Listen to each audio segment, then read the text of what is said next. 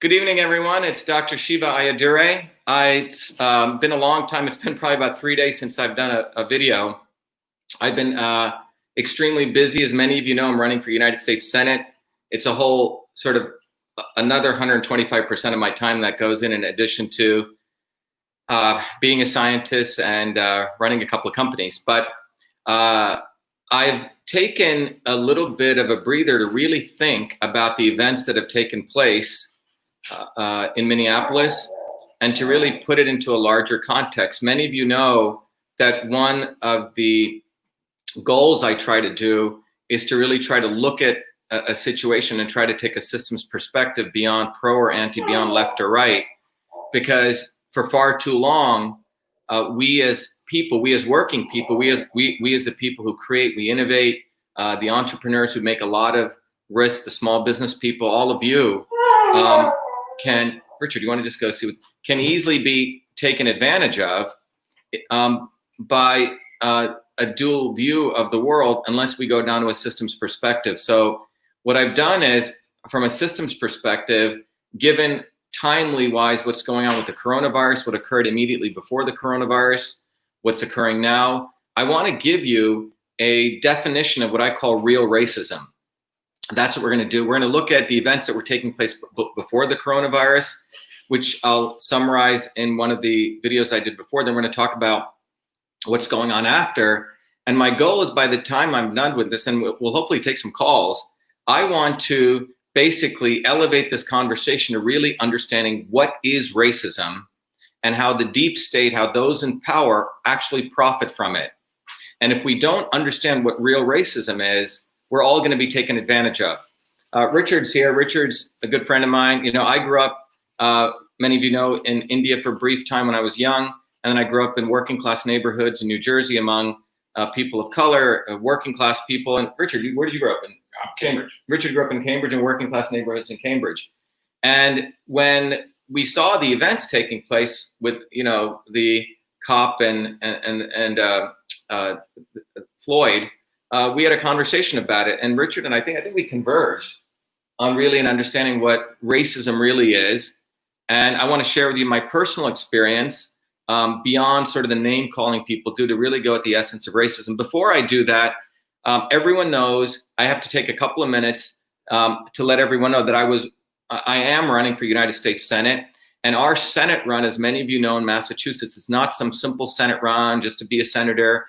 You know, I do not, or Richard and I, and 99% of the people who support our campaign, we're not Kennedys. We don't come from the upper crust. We didn't go to Harvard Law School. We're not lawyers. We didn't ever want to be in electoral politics. I entered this because I feel that the lawyer lobbyist class in this country is essentially destroying all of us.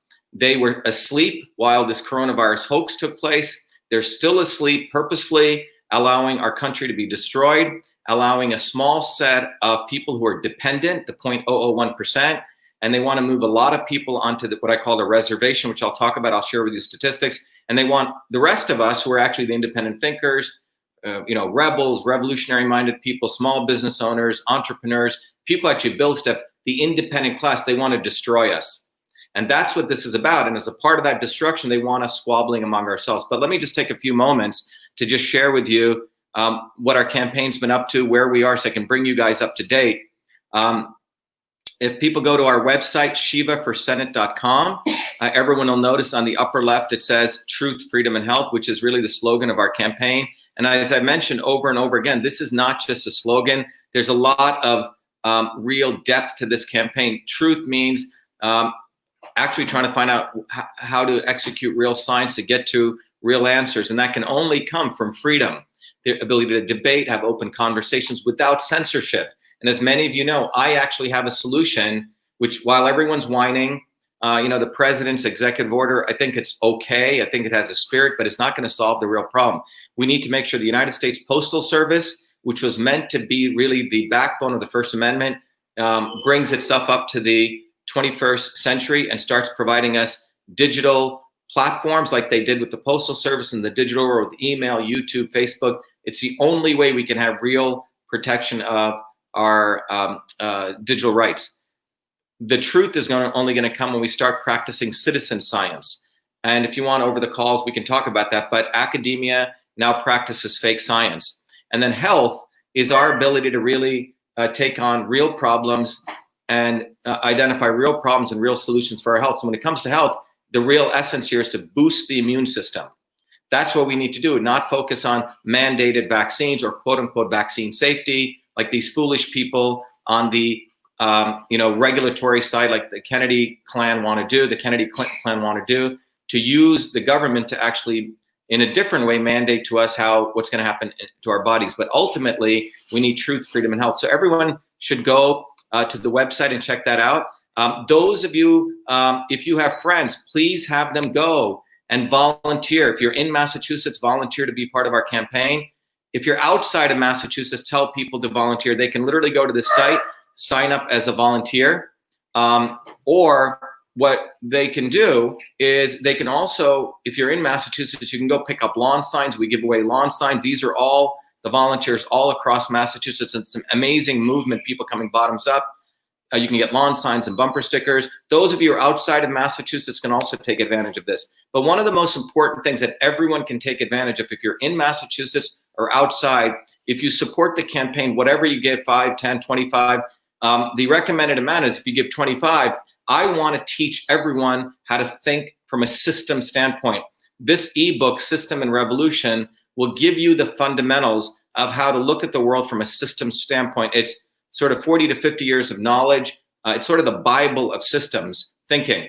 What is a system? How to think about it. And then I give you a tool called Your Body, Your System, which I'll walk you through, which really allows you to use those principles to understand your body as a system, to understand your immune system. What are the inputs? What are the outputs? Who you are as a system different from others. One size does not fit all. So you can find the right inputs for you. And again, it's to teach you about systems. Those of you outside of the United States, you can go directly to yourbodyyoursystem.com and get it. You cannot donate to a federal campaign if you're inside of Mass, but if you guys want to get that, you can go there. But those of you US in Massachusetts, you can get it as a part of donating. But the tool really gives you systems theory. And systems theory basically says there's 3 forces in the universe: transport, conversion, and storage of energy. And when you answer these questions, this red dot symbolizes your system, which is your body type. And the black dot, you answer this different set of questions, will tell you how you're deviating from you. And then you can use the tool to really figure out how to manipulate inputs, such as food and exercise and supplements, to bring you back to you, okay? So it's really a laboratory to take the principles that are in the Your Body, in the System and Revolution book, and use it to apply to yourselves. My goal is to really be a humble catalyst to enable you to become leaders. We want all of you to be leaders. System and Revolution is really the Bible, and this is really the toolkit that everyone should use. So if you're in the United States, this is the way you can support the campaign, support yourself. And by the way, if you're in economic distress, you can't support 25, donate whatever you can, okay? So that's just something I wanted to share with you, which I always do, as many of you know, in the beginning of this talk. But the heart of today's talk is really to talk about racism. First of all, what is racism? And I believe what I'm going to share with you today is a definition that you typically do not hear. And the reason you don't hear that is for far too long, the definition of racism has been owned by the multiracial aristocracy of the liberal elite, the Obamas, the Clintons, the Elizabeth Warrens, the professors at Harvard who think they know what racism is. And the reason that's occurred is the so-called right denies that racism is occurring. Like if you say, hey, wait a minute, that person was racist, they say, oh, you're just saying something, Shiva. You're just saying racism. Racism doesn't exist in America. So because of the obliviousness and the stupidity of the quote unquote right, the quote unquote left takes advantage of that vacuum and has given their definition of racism, which is a very narrow, superficial definition, and they pound it into everyone. And that's why the right wants to say there is no racism, because it's based on the left's definition, so that we're caught in this vicious cycle. But today you're going to hear from someone who's been fortunate. In some ways, I've had a very interesting life because I grew up in India, in the caste system of India, which was sort of racism on steroids. And then I grew up in New Jersey, in predominantly African-American neighborhoods in, Paterson, New Jersey, and then white working class neighborhoods in Clifton and Parsippany. And then in very wealthy, in the last 2-3 years of my high school, one of the wealthiest neighborhoods, predominantly all Jewish people, in Livingston, New Jersey. Okay. And then I went to MIT, which is an eclectic crowd. So I believe I have a different type of journey that gives a perspective and hopefully a depth. And after we talk, we'll take phone calls because I want to have a conversation on this matter. Okay. So let me begin by, I put together a little presentation like I like to do to really share what I want to talk about today. So let me bring this up and let me share my screen so you guys can all see what I'm talking about. Let me first go here. There we go. And as I'm bringing this up, what I want to start with is really, obviously everyone is seeing what's going on in Minneapolis. You know, by now everyone is, I do business. Some of you know, one of my attorneys is actually in Minneapolis, and I was asking her what's going on. She said she hasn't really been out of her house, and she lives right in Minneapolis. But let me start by really looking at this picture right here. Everyone remembers, if you saw it on TV, it's a video that's been out. It's a picture of the policeman putting his knee on, George Floyd. And it's a very powerful image, but what I find interesting is that people were filming it. I found it sort of interesting. No one said anything and went up and tried to stop them, which is another whole discussion we should have. But this image was quite extraordinary because this was happening. People were filming it. And obviously, what we find out later is George Floyd died. But it's a very powerful image because it's literally of someone pushing their knee to someone's neck. It's about total oppression. And obviously, there's news out on the internet, which is a whole nother discussion, whether this was staged, whether this was real. And that's probably going to be a whole different parallel discussion. But nonetheless, the image is quite powerful that we see here about, and it's an image of a white police officer putting his neck on a person of color, an African-American Black person in the neighborhood, George Floyd. Okay. So I want to sort of, tease this out and talk a little bit about something that some of you may know. There's an organization called Gallup, the Gallup Poll company. They basically poll. If you go to gallup.com, you can see that they poll on typically all sorts of things. They poll on, pets, how many households people have. They do census polling. They do voter polling, which many people of you know, during the elections. But they poll on a lot of different topics. And every week, actually, they poll on the top things that's on the mind of Americans, economic and non-economic. And for probably the last 36 months, you'll see some interesting pattern, which I want to share with you, but it's the Gallup Poll organization. And you'll see, by the way, this is, I went back to November 2019, December, January, February, March, April, May. Let me just make sure I'm sharing this first of all. Sorry about that. So let me make it big so you can see here. What you can see here is these are 1, 2, 3, 4, 5, 6, 7. So I'm looking at 7 months, and these are economic problems that they're identifying. This is basically, they do calls to households to figure out what Americans have on their mind, okay? And what you see here, the number one issue Americans are thinking about is economy in general, unemployment, and the gap between the poor and the rich. Those are the 3 top issues, and they've been pretty much the same for 1, 2, 3, 4, 5, 6, 7, 8 months, okay? Now, when you go to the non-economic issues, what you'll find is coronavirus starting in March obviously took the number 1 issue. Number 2 was government/poor leadership, which has been number 2. And number 3, which used to be number 2, has always been race relations, okay?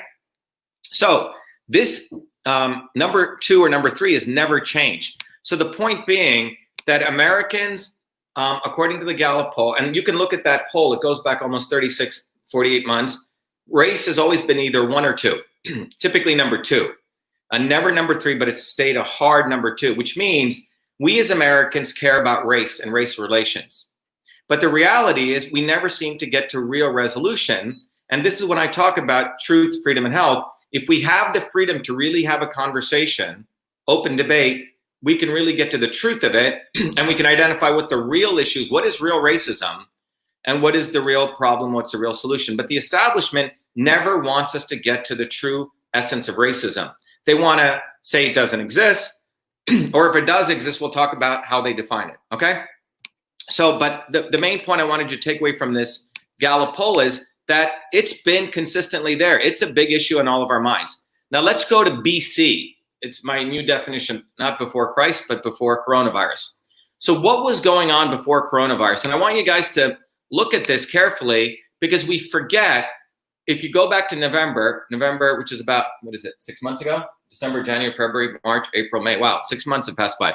But if you go back to 6 months ago, this comes right from a VOA News, and you can see right before in November, there was protests taking place all over the world. All over the world. You can see right here in over 16 countries, and I want to summarize, and there's protests taking place all over the world. You have protests up here in China, in Hong Kong. You have protests down in Indonesia. You have protests, up in parts of Russia over here.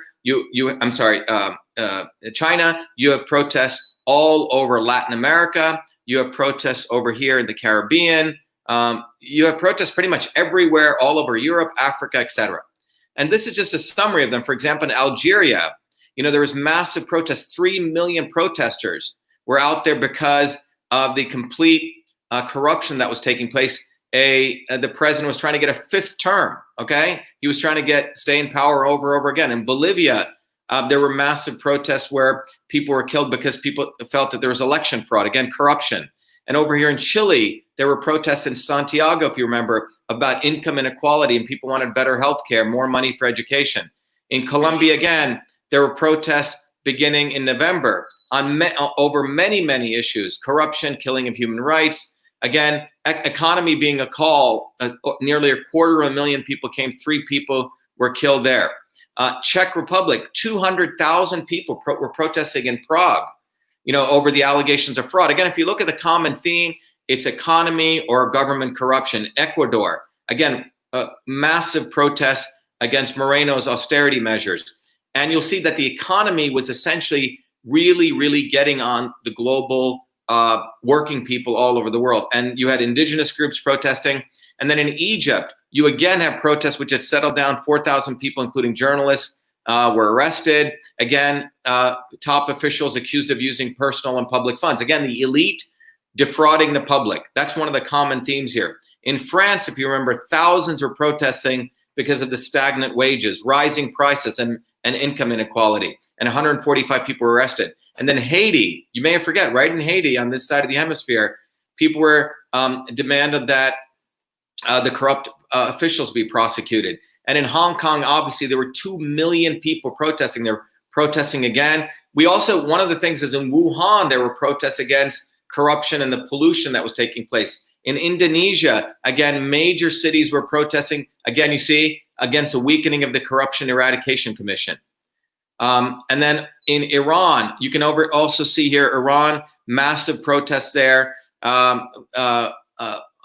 across 50% increase in gasoline prices as a result of the embargo. And in Iraq, there's been anti-corruption protests all over.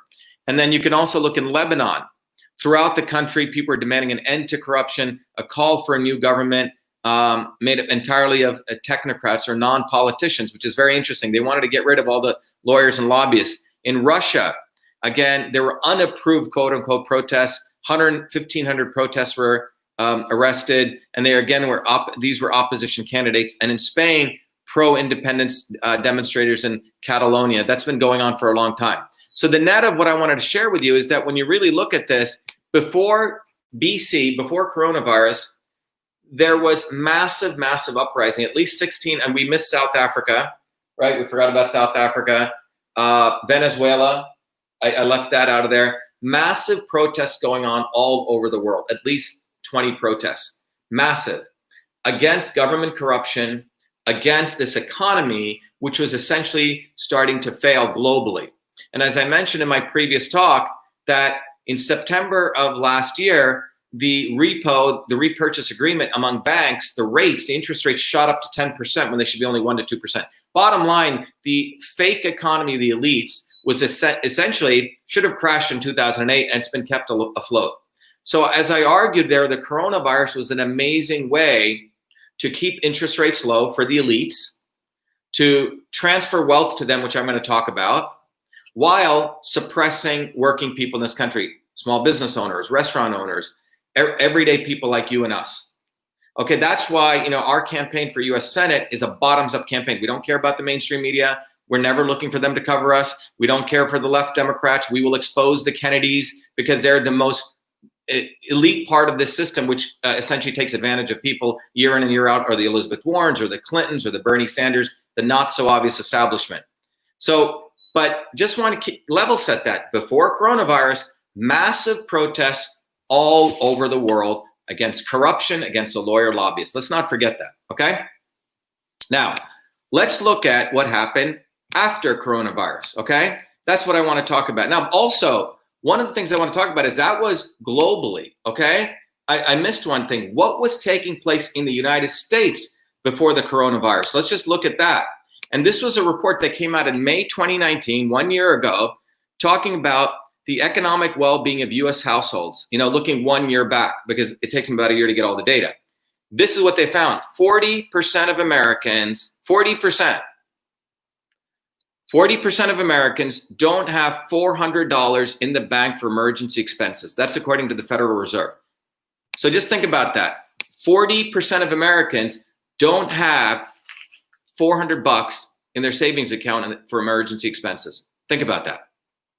That is a state of the American working people. People in this country, 40%, that's a lot of people, don't even have $400 in case of an emergency. Okay, so this was before coronavirus. Let me share with you another statistic here.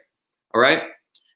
A $1,000 emergency would push many Americans into debt, which means, and this is a number on that, 70% of Americans have less than $1,000 in a savings account. Now, and look at how rapidly it's changed. In 2017, 57% of respondents said they had less than $1,000, okay? And that percentage edged up slightly to 58% in 2018. But think about it. It went from 58% in 2018 in 1 year to 70%. That's massive. That's nearly a 20% increase, okay? So that's a 20% increase. So just cogitate on that or think about that a little bit. 40% of Americans in the United States have less than $400 in their savings account, and about 70% of people, so you have 70%, right? There's another 30% above that, but of that, within that 70, 40% have less than 400 and 70% have less than 1,000. So 30% have more than 1,000, but 70% of more than a supermajority have less than $1,000. This is before coronavirus, okay? So let's look at after coronavirus. And before I do that, I want to share with you, as I promised, a definition of racism that we can have a discussion on. Because for far too long, the liberal, white, black, brown, Oprah Winfrey's, Barack Obama's, whoever you want to put in there, aristocracy has controlled the discourse on racism on the so-called left. And frankly, the very naive or maybe quote unquote racist right or racist left, I call them both racist, among the establishment, has said, oh, racism doesn't exist. So that's what I wanted to sort of walk you through here. So on the one hand, you have the right, quote unquote right, I put double quotes, okay, says race doesn't exist. And the left says their definition, so because the right is very, very stupid about this, the left uses that stupidity to, that vacuum to define what racism is. Elizabeth Warren's or the Barack Obama's. And what they've done after civil rights, which by the way, civil rights never really solved fundamentally anything, because the people like the Kennedys brought in people like Martin Luther King as their anointed one. They never built, the civil rights movement never built infrastructure bottoms up in inner cities for blacks and whites and hillbillies and poor people everywhere. What they did was they anointed Martin Luther King. They imposed him as I have the dream. That was a great speech, etc. But they never solved the fundamental issues. And their view of we've solved racism is, okay, no one uses the N-word anymore. Great. And we all have affirmative action. Would actually pitted poor blacks against poor whites. That was what the liberal aristocracy did. They defined racism by, these two sides of a wall. Don't use the N-word. And this is sort of the what they really simplified it to. And if you're for affirmative action, then you're not a racist. Okay? Let me tell you on a personal note, when I grew up in India, there was a caste system. We were considered the bottom of the bottom, the deplorables or the untouchables on the bottom. My family was supposed to be coconut pickers, boxed into particular roles. That's what the caste system did.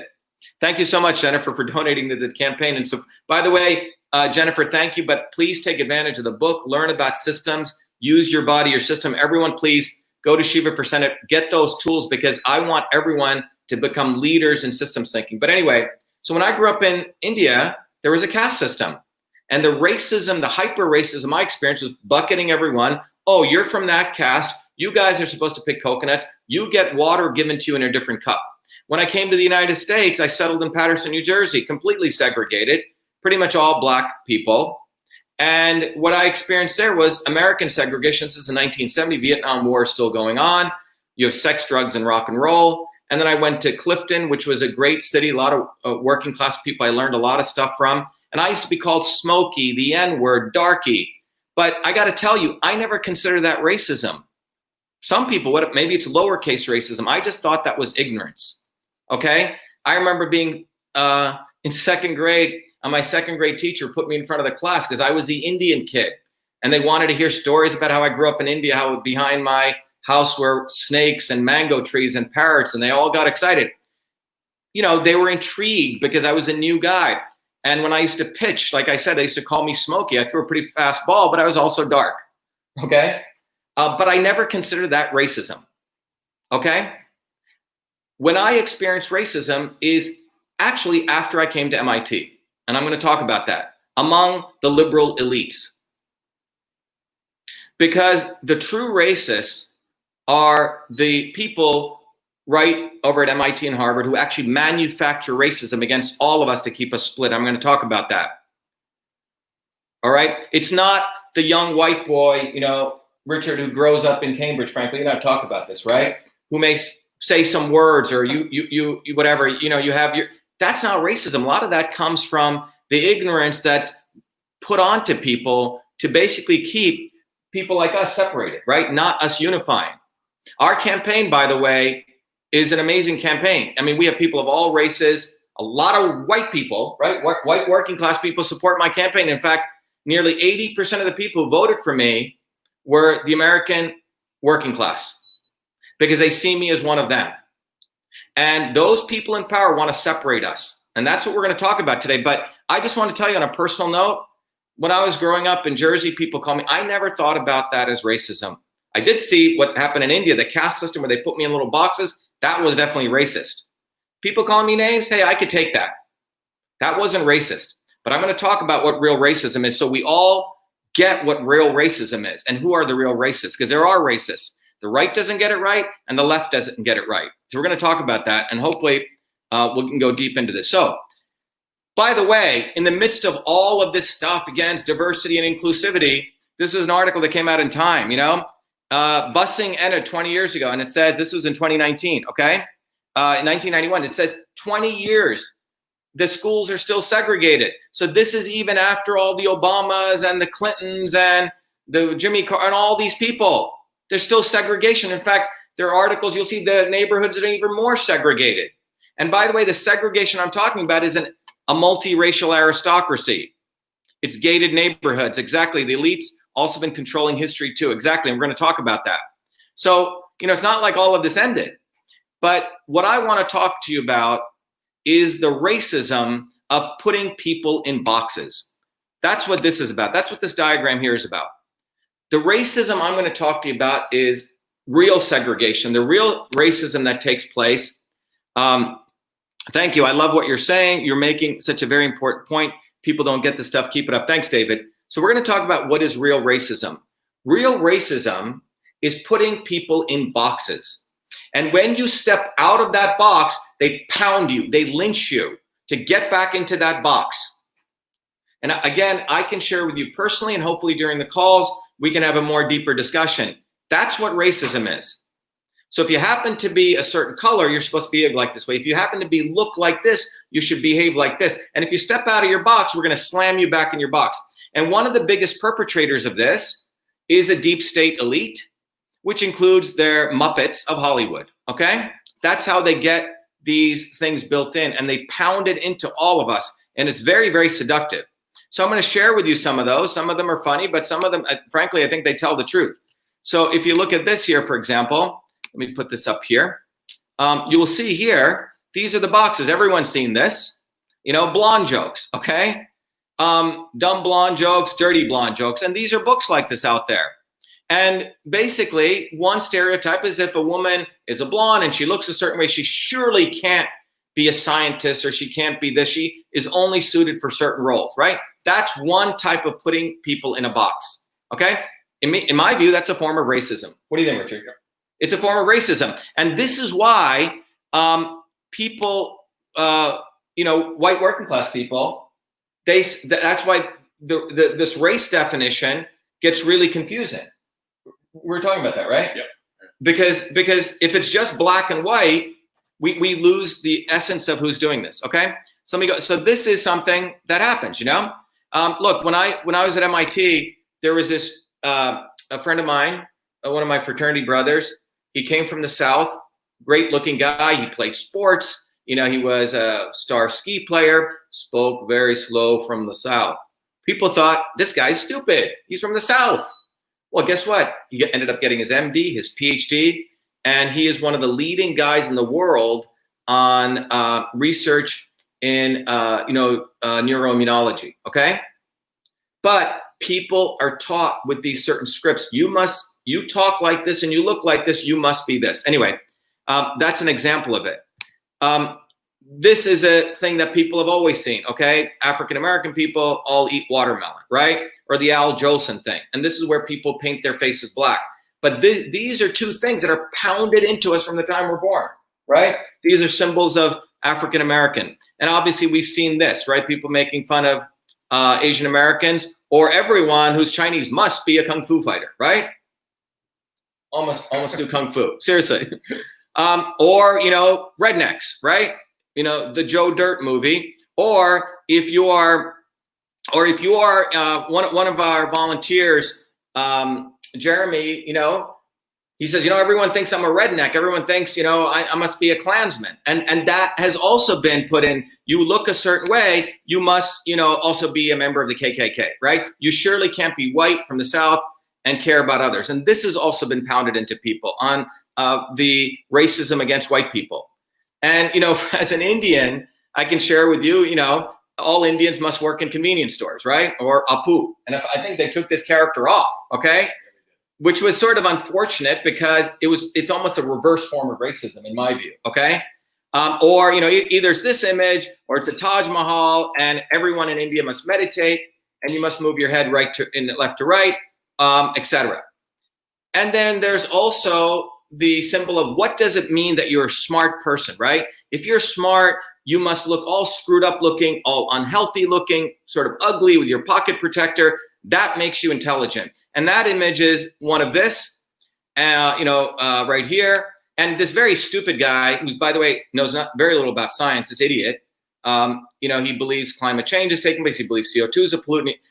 And I mean, there's not that much difference between these two fools here, okay? But this is an image that's put forward, okay? So I want to share with you something personal. I've talked about this, but the images that I just shared with you are images that are burned into us. What is it? What does a black person look like? How do they behave? What does a Chinese person look like? How do they behave? What does a smart person look like? Okay? And if you step out of those bounds, you are not allowed to do that. Okay? If you do that, you must be shoved back. You must be lynched back onto the plantation. And what I experienced in 2012 and 11 was that. I didn't experience that growing up in Clifton, in Parsippany, in Patterson, but I did experience that in Cambridge, Massachusetts in 2011 and 12.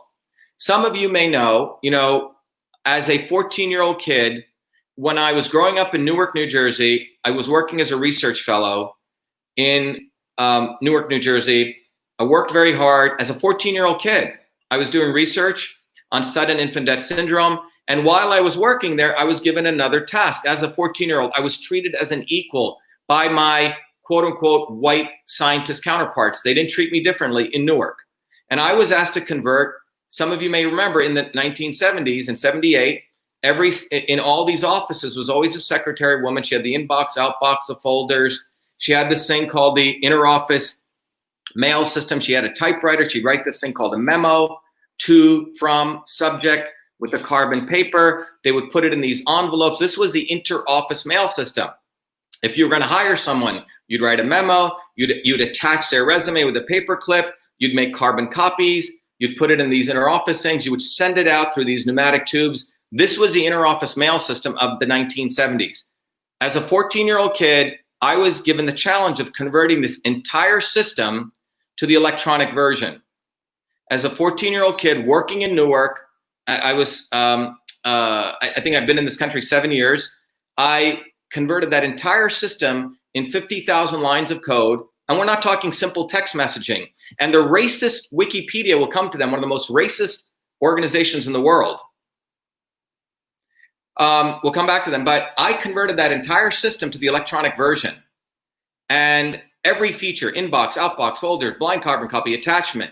And I called that system email. So not only did I write all the code, I named that system email because the operating system only allowed 5 characters. And there it is, email. This is in the Smithsonian. And then here it is documented when my teachers came to witness it. And this came out in the local newspaper in 1980. And not only that, when I went to MIT, the president of MIT told me, Shiva, it's too bad you can't patent software, but you can copyright it. Patent laws had not caught up. So by myself, I didn't have parents like Bill Gates' father, who was a lawyer. I did it on my own. I got the first US copyright. There it is, officially recognizing me as the inventor of email. There you go. So by the time I was 17, I had written all the code, called an email, and have the copyright. There is no controversy here. Now, the point was, I was brought up to be a good, humble Indian kid and not promote this. When I came to MIT, it was on the front page in 81. And I said, wow, that's cool. They're honoring me. But I didn't think a lot about it because I wanted to be going to medicine. What ended up happening was about 33 years later, in 2011, my dear mom was dying of a horrible disease called pulmonary fibrosis. And a few months before she died, around October of 2011, she gave me a suitcase. And she had beautifully organized all of my work from 1978, all the code, all the paraphernalia, clearly showing that I invented the first email system. The editor of Time magazine, by the way, the only journalist to go through all my materials, look through all of it meticulously, and he wrote an article called The Man Who Invented Email. This is on November 11, 2011. Now, you would think this should be a great opportunity to celebrate the American dream. I came as a low-caste kid from India, went through the working class towns of New Jersey, and in Newark, New Jersey, I invented email. Well, this was a beautiful article that came out. And after that, the Smithsonian contacted me in 2012, and there was an honoring ceremony held in February 16th, the day after Valentine's Day, and it went into the Smithsonian. And this article came out. After this, the proverbial, as I like to say, the proverbial shit hit the fan. And the shit hit the fan, not by working class people like Richard, but by the liberal, multiracial aristocracy of liberal elites who were so pissed off. And what they did was unleashed hell on the truth. So this article comes out calling me an imposter in Gizmodo. And it said, Ayyadurai is an asshole, just making up lies, right? Loon. And then they went on to articles like this came out. I want everyone to read this. It says, what a fucking shameless cretin. He should be hanged by his curry-stained fingernails as he shouts, let me down, Sahib. This is not in 1940. This is in 2012, written against a guy who busted his butt 4 degrees from MIT, won every award. And by the way, before this, I was on the front page of MIT for creating many things. And I want everyone to look at this. Read it. This did not occur by a white cop in Minneapolis. This occurred by these guys, an elite group of so-called historians who had already written the history of email before this stuff went into the Smithsonian. That a nerd-looking guy had done it when all he did was did 15 minutes of work to simply attach text to the bottom of a file, which he didn't even call email. It was not email. They had already written the narrative of email, that it came from the big military-industrial complex. When this went in, it was like a new skull was found in Africa, and they had to destroy it for many reasons, which we'll talk about when we talk about what real racism is. And the organization behind this attack on me, this organization was partnered with this organization, Raytheon, one of the biggest missile defense companies in the world. And a few years before my stuff went into the Smithsonian, they had bought this company, BB&N, which had this nerd-looking fellow who didn't do jack. He didn't invent email. He simply added 15 lines of code to attach text to the bottom of the file, which could be a caveman version of Reddit. They had branded themselves in 2010 as the inventors of email, using his name because they wanted to get into the cybersecurity market. Right when my stuff went in the Smithsonian, the economic interests were destroyed. Wait a minute, if email was done by a 14-year-old dark-skinned Indian guy in Newark, New Jersey, that blows the lid off our narrative that all great innovations must come from the elite in the military-industrial complex.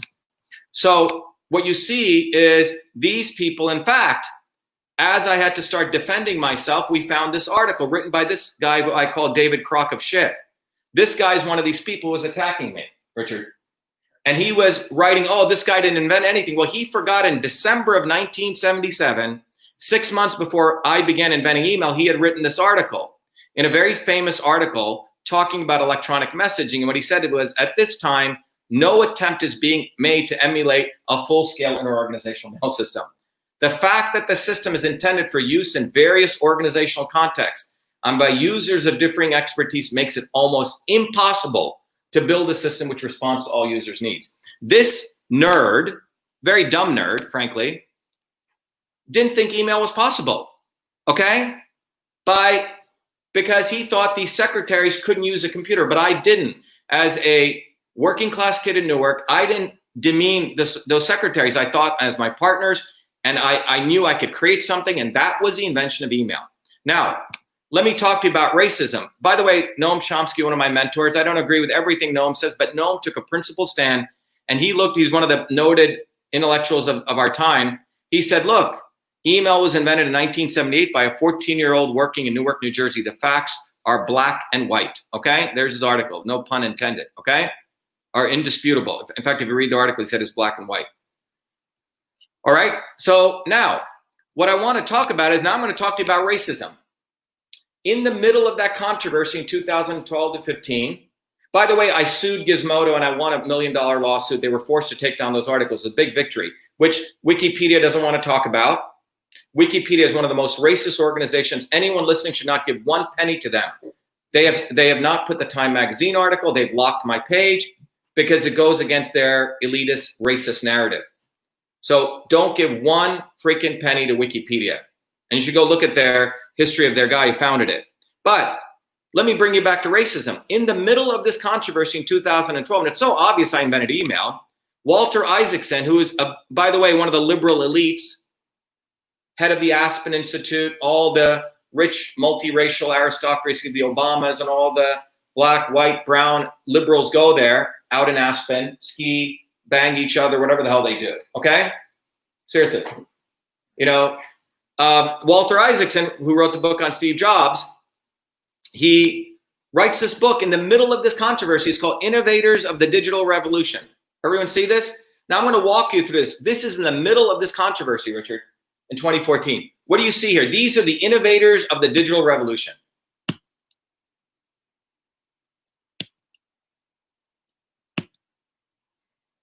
What do you see? But no, it's better than that. One white woman. Okay? So according to Walter Isaacson, who there's no people of color, there's no brown people, no one who contributed to the digital revolution when I invented the first email. He doesn't even want to talk about email because it would expose the fake inventor of email. This is racism. And let me tell you why. Not because it's against this skin color, it's deeper than that. It is against skin, but it's deeper than that.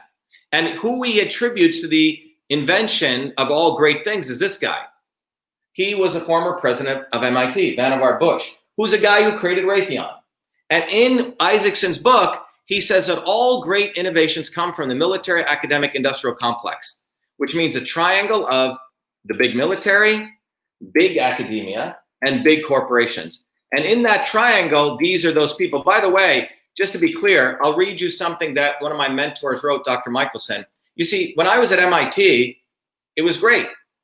Dark-skinned Indian guy. I was on the front page of MIT. People can go research for inventing many things, winning many awards, Richard, and those of you know. But when this story came out in 2012, and I was not willing to walk away saying, no, yeah, I did invent email. This image for that liberal aristocracy of that brown-skinned Indian kid in Newark, New Jersey, doesn't fit the narrative. You see, I'm not part of that club anymore. And by the way, this also included at one point a guy like Philo Farnsworth, a white kid in Franklin, Idaho, who invented TV. Exactly. So the issue is all great innovations must come from the elites, and it surely cannot come from this image. Okay? And that's what I mean. What I'm talking about is this is about keeping people in boxes. You see, good Indian guy, does well. Yeah, he can be, when I'm at MIT, you'll see I was on the front page of Technology Review when I created EchoMail, front page when I won the Fulbright, front page for inventing. But when I said that I invented email before I came to MIT, then you have to unleash the racist hellhole. And racism I'm talking about there is I was no longer in their box. You know, Indian guys are supposed to spin their head, you know, be good and not be bad Indians. I was not willing to be a good Indian and say, no, I did invent email. And I want to read you before I go to bring this thing back. I want to read you something that, by the way, if anyone wants to go to a great website where we documented all this, I'm going to share the screen here. People should go, if you want to go to whoinventedemail.com. The site that we created after we won, whoinventedemail.com, okay? It's a site off of the inventor of email. Type in whoinventedemail.com. And if you go to that site, it's a great site. It is very easy for anyone who wants to question the facts about the invention of email. I encourage you to go there. Go to this site, and it really says, what is email? And it says, and you can go read it, but one of the documents has got all the facts about the 6 facts of email. What is email? It's not the simple exchange of text messages. They thought it impossible. I created it. This nerd over here didn't invent email, didn't really do much, frankly, okay? And these are all testimonials from some of the leading people who've looked at all the records. You should go see this. But one of the important documents that it's here is written by my mentor, Dr. Michael. It's called, I'm sorry, it's not this one. Let me go back. It's this document here. It's called The Invention of Email in Newark, New Jersey. And I want to read you this. You can read the abstract. It's very well written, okay? And let me blow it up here a little bit, okay? It says, the invention of email in Newark, New Jersey reveals fundamental truths about the nature of innovation and exposes a quote-unquote histories and propaganda of the golden triangle of the military-industrial complex, whose multi-trillion-dollar brand advertises itself as a source of all revolutionary innovations. All right? That's what it says, that they are the source of all things. Big academia, big military, big industry.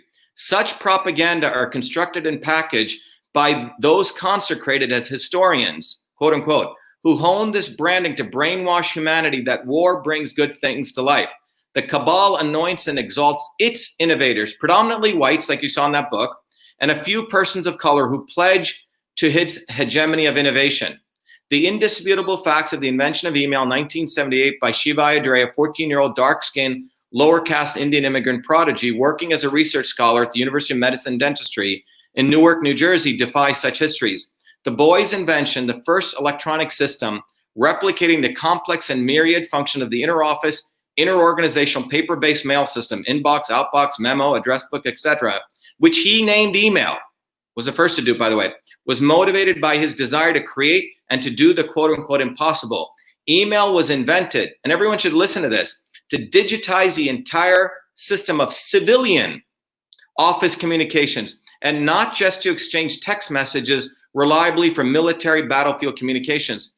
Email was the first end user software application that made the digital revolution accessible to ordinary people who had never experienced a computer, keyboard, or terminal. Ayyadurai's evolution as an inventor and scientist continued far beyond email to his completing 4 degrees at MIT, receiving acclaim, worldwide acclaim, and being exalted as an innovator during his 33 years at MIT while within their triangle. This is what I want people to understand. When I was at MIT, I won all sorts of awards. I was a good Indian then. He served their needs as a penultimate ambassador and quote unquote model minority to enhance their, meaning MIT's image of inclusivity, diversity, and equality. However, when the Smithsonian requested and obtained artifacts documenting email's origin in '78 in Newark on February 16, 2012, and when Ayyadurai accepted this great American honor, he unwittingly pitted himself against their brand, which means the brand of the military-industrial complex. You get that? The cabal, the deep state cabal in this case, unleashed disinformation, claiming email was created before '78. When these claims were debunked and Ayyadurai continued sharing facts, the attacks escalated to a public lynching, revealing an insidious side of racism. And I really want everyone to listen to this. This, if you can get this, you will really understand at a deep, deep level what racism is. Okay, so I want everyone to get this. Okay, let me see if I'm on that. I think I'm sharing the wrong screen. 1 second, let me share the right screen here so you can see this, because I want people to really get this, okay? So this is what it says. The cabal, when these claims were debunked and Ayyadurai continued sharing facts, the attacks escalated to a public lynching, revealing an insidious side of racism, which exalts persons of color when needed. Means, you know, and expels and annihilates them when they challenge false histories and propaganda. Email did emerge from a collaboration, but not from their triangle, which is of the military-industrial complex, but organically in a local an indigenous ecosystem of a small medical college where a brilliant young boy, committed teachers, a loving family, and a dedicated mentor solved the civilian problem, exemplifying countless other innovations across millennia, inspired to advance life, not retrofitted from technologies intended to maim and kill, which is war. Such histories are deliberately not documented to perpetuate lies that war is good and to mask its rapacious profits. Documenting the invention of email in Newark, New Jersey, therefore, is a historical imperative towards breaking this diabolical trance to reveal a fundamental truth. Innovation can occur anytime, any place, by anybody, and war and profit are not its necessary and required impetus. This is the truth, okay? And what I want to share with you is from a very personal note is there is no question where email was invented. The issue is, why was there a controversy? And that brings you down to the fact that as long as I was within their box of an MIT grad, not, you know, I was an activist at MIT, don't get me wrong. But when I challenge the MIT brand, you see what I'm saying, Richard, where innovation comes from, that becomes destructive. I hope everyone's understanding that. Richard, can you raise that light just a little bit? Just a little bit, so it gets a little bit, right? Just a little bit, Richard. No, not raise it. Just a little bit more. Great. So that is what I'm talking about. I went outside of their box. So go back to what I was saying here. If we go back to our PowerPoint here, this is what we want to think about. Racism is about keeping people in your box. You're a blonde where you're supposed to behave like this. You're supposed to be this or sexy or this. You should be good for being a model. You're a guy who has a beard and you're from the South. You must, you know, be a Klansman, right? You're Chinese, you must know Kung Fu, right? So on. You're an Indian guy, tilt your head. You can be a good software engineer, but surely you can't be an innovator.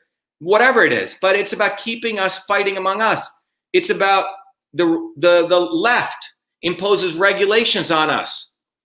So the right can create monopolies. Big tech, big pharma, big academia, big media, and no competition, they create a fake economy.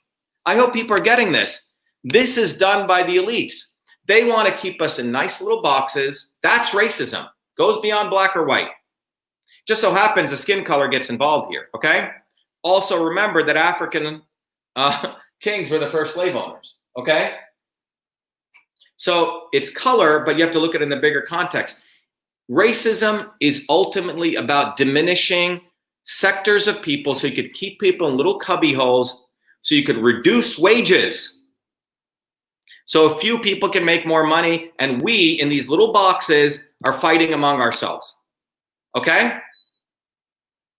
So they don't have real competition, because let me tell you what's really going on here.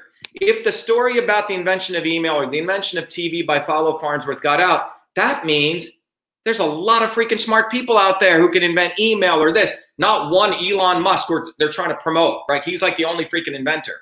And by the way, we've already sent rockets up and down. So this is supposed to be a big deal he's doing, okay? They try to centralize innovation, like centralizing food, centralizing genetic engineering. Because if there were 1 million, 10 million, 1 billion 14-year-old kids innovating, you know what that does? It reduces the cost of innovation. Everyone getting that? You reduce the cost of innovation. You reduce the cost of all things. Not just one Facebook, 1 million Facebooks, 1 million Googles, 1 million more products for us. They don't want to do that. So they have to destroy the invention of email. They have to destroy the invention of TV where it comes from. All done without a college education. And I did it without a college education. I didn't need to go to MIT, everyone. I didn't even know about MIT until 2 weeks before I applied. MIT benefited from me. It took me years to figure that out. They used me. I was a good slave for them. So what I'm trying to tell you is it's about time everyone starts realizing what is real racism. Real racism is putting us in these freaking boxes. This is what real racism is. You know, telling Richard, oh, Richard has that accent. You must be this, right? Richard, oh, Richard, you're good to, you know, you should only do this job, right? So that's what this is about. That's why when I grew up with people, many of my, Richard, what happened when we went to the hearing, when we talked about vaccination? I had myself, I don't know if Jen is still on, who's a mom, and Richard, who's a sanitation worker. And I had me, the MIT scientists, and them giving hearings. You know what happened? All the elite liberals said, why did Shiva, you gave the hearing, you're the scientist. Why did you have a sanitation worker and her? You screwed over health, whatever. Yeah. For having normal people here. Yeah, we didn't bring stupid Booby Kennedy in.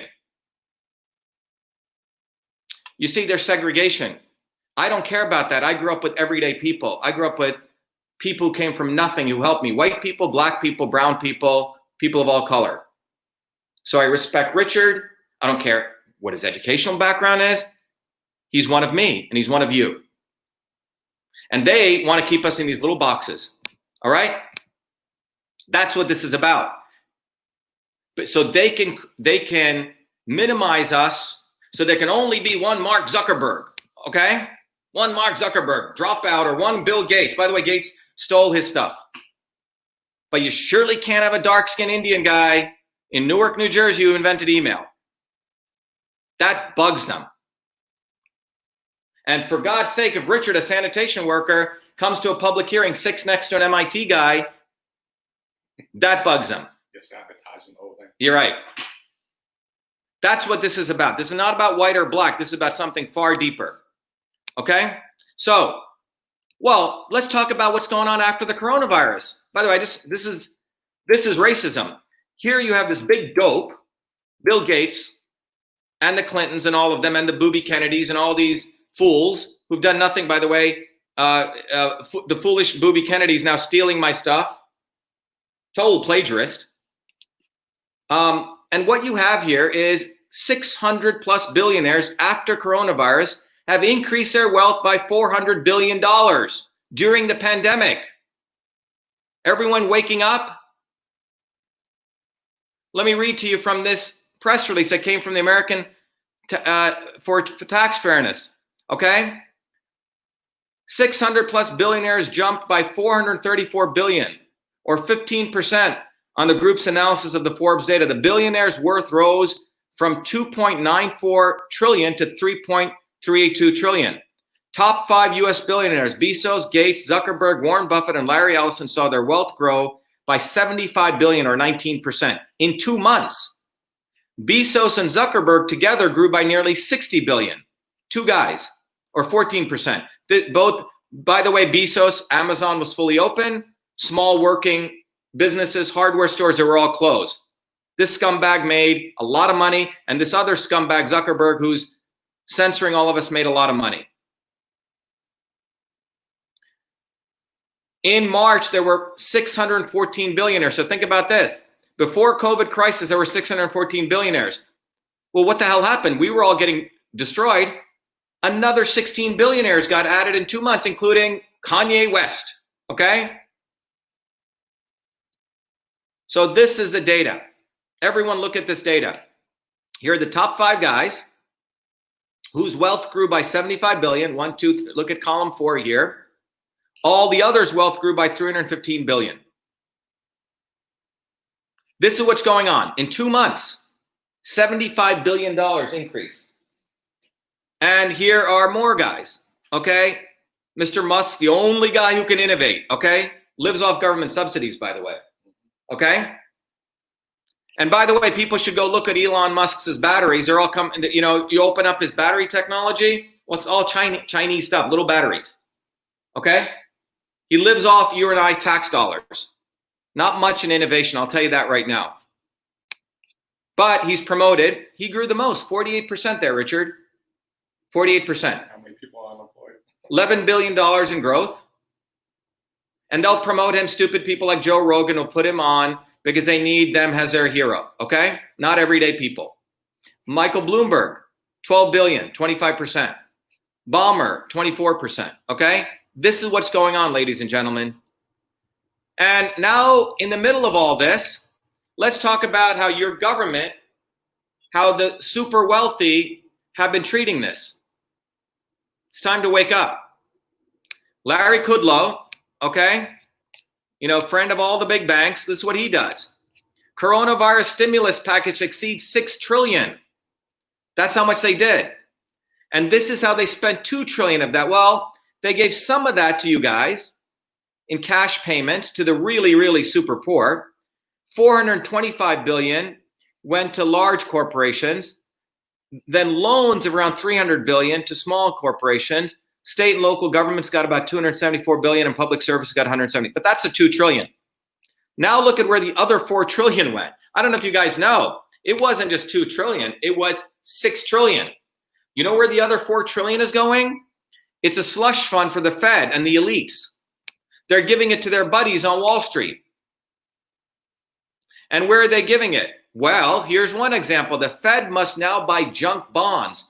So what they're doing is, remember, many of these big corporations were in the shithole. They weren't doing well anyway before Corona.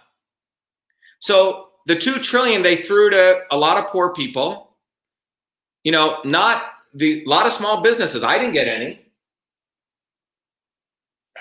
You didn't get any. They gave it to the ultra poor to buy them off. But they have another 4 trillion in stash, and they're going to buy junk bonds from all these companies. You can raise that a little bit more, Richard. Just a little more. They're buying a lot of junk bonds. Yeah, that's good, Richard. A little more. Yeah, that's good. So they're buying the debt of companies who are horrible businesses to keep them propped up. They're their buddies. So look at this. Let me give you an example. So look at this. It says during the 2008 financial crisis, the Federal Reserve agreed to bail out too big to fail banks. In the current economic crisis, the government has decided to essentially bail out companies of debatable creditworthiness. And the Fed is planning on using some of that 4 trillion up to nearly $1 trillion, $750 billion worth of investment to buy investment grade junk bonds. So here's an example. They're planning on buying other countries' junk bonds. A small Canadian oil company with 451 employees, which has had a minus 33% 5-year analyzed return. They're losing money, minus 33% return. They should die. They suck. Nobody else could keep it. No one ever, yeah. Exactly. And here's another company in the US, 207 employees, negative 15% annualized return owned by Jerry Jones, a billionaire. He's going to get a nice big payday. And the question was, do these two companies, both struggling long before the coronavirus hit, and one which is Canadian, deserve US government help? But that's what's going on. They are printing money on the backs of you and our children, the working people, to bail these elite guys out who don't invent anything, by the way. And now let's talk about so that's what the elites are doing for themselves to monopolize power left and right. And in the middle of that, look what's going on here. During the same approximate period, 2 months, 38 million working Americans lost their job, 38 million. And this is from the New York Times. Many jobs may vanish forever as layoffs mount. With over 38 million US unemployment claims in 9 weeks, one economist says the situation is grimmer than we thought.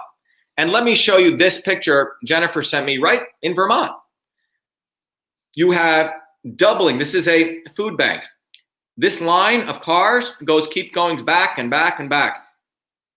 Double the number of people trying to get food. Middle class and lower middle class. And you know what you see? This is in Africa. Okay, people cars, people no cars. That's what we're talking about.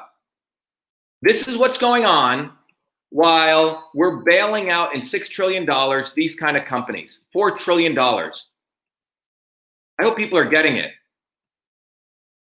Now, let me bring it home to Boston. The average net worth of a black person in Boston, let's connect the dots now. In the midst of Massachusetts, the home of the Kennedys, right? Yep. Ted Kennedy, Senator. Joe Kennedy III, Booby Kennedy, who endorsed him, by the way, Booby Kennedy, I'm talking about Bobby Kennedy, complete pro-vaccine. He says, I am emphatically pro-vaccine. I vaccinated all my guys. After I expose him, now he's running around doing interviews, trying to start his own station, trying to steal all my material. I'm suing him, by the way. My lawyers are taking care of that. Well, in Massachusetts, the home of the Democrats, you know what the net worth of a black person is? Here it is, ladies and gentlemen. It's by the Federal Reserve. $8. Yes, this is in the Boston Globe. And this is in the report. Blacks in Boston have a median net worth of $8. Whites have 247,000. By the way, those whites aren't people like Richard, right? These are John Kerry's. These are the elites, the liberal aristocracy, okay? So this is what the Democratic elites have, or the multiracial elites. $8 for, this is 2 years ago, December 13th. Now, does that mean I'm saying the whites are doing great? No. They are putting poor blacks and poor whites, all of them on the reservation. And let me show you the data. As a scientist, I like to share data because there is truth. There's not opinion, there is truth. Poor white Americans are getting poorer. What diversity numbers don't say. Look what's happening here. Let me just show you this graph. You see, blacks have been poor and they're remaining poor. Hispanics are poor and they're remaining poor, okay? This is the low-income household. A household of Hispanics, it's $7,900. A household of blacks is $5,000. It's pretty amazing. Look what the household of whites used to be. $42,700. That's gone worse to now $22,900, Richard. So what we're doing is everyone is regressing to the mean. White, Hispanic, black, among the poor, they're all making them poor. So whether you're white, black, or Hispanic, the elites, white, black, or Hispanic, are making you poor. Because they want they want regulations. The left imports regulations. This is why during the coronavirus, who was open?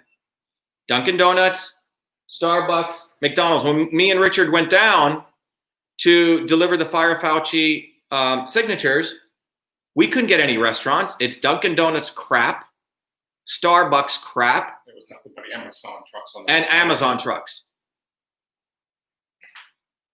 Meanwhile, in the North End and the businesses here, everyone shut down. The elites made $75 billion at least.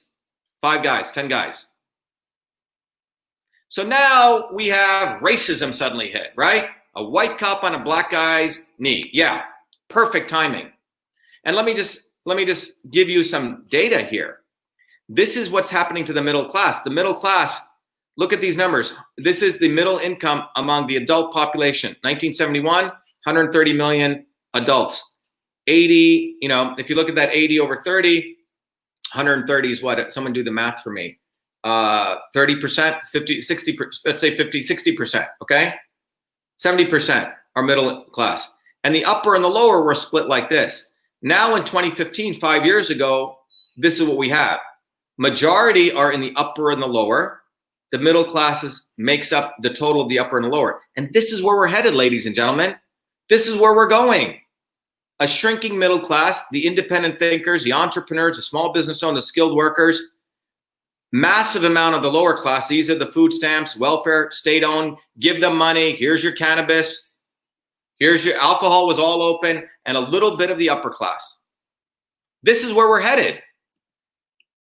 And this is why this picture is so powerful, because that guy's knee on that guy's head, put your head there. Black, white, whatever color you are.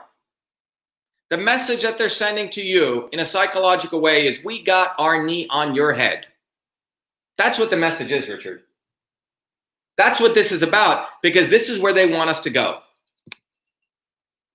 This is racism.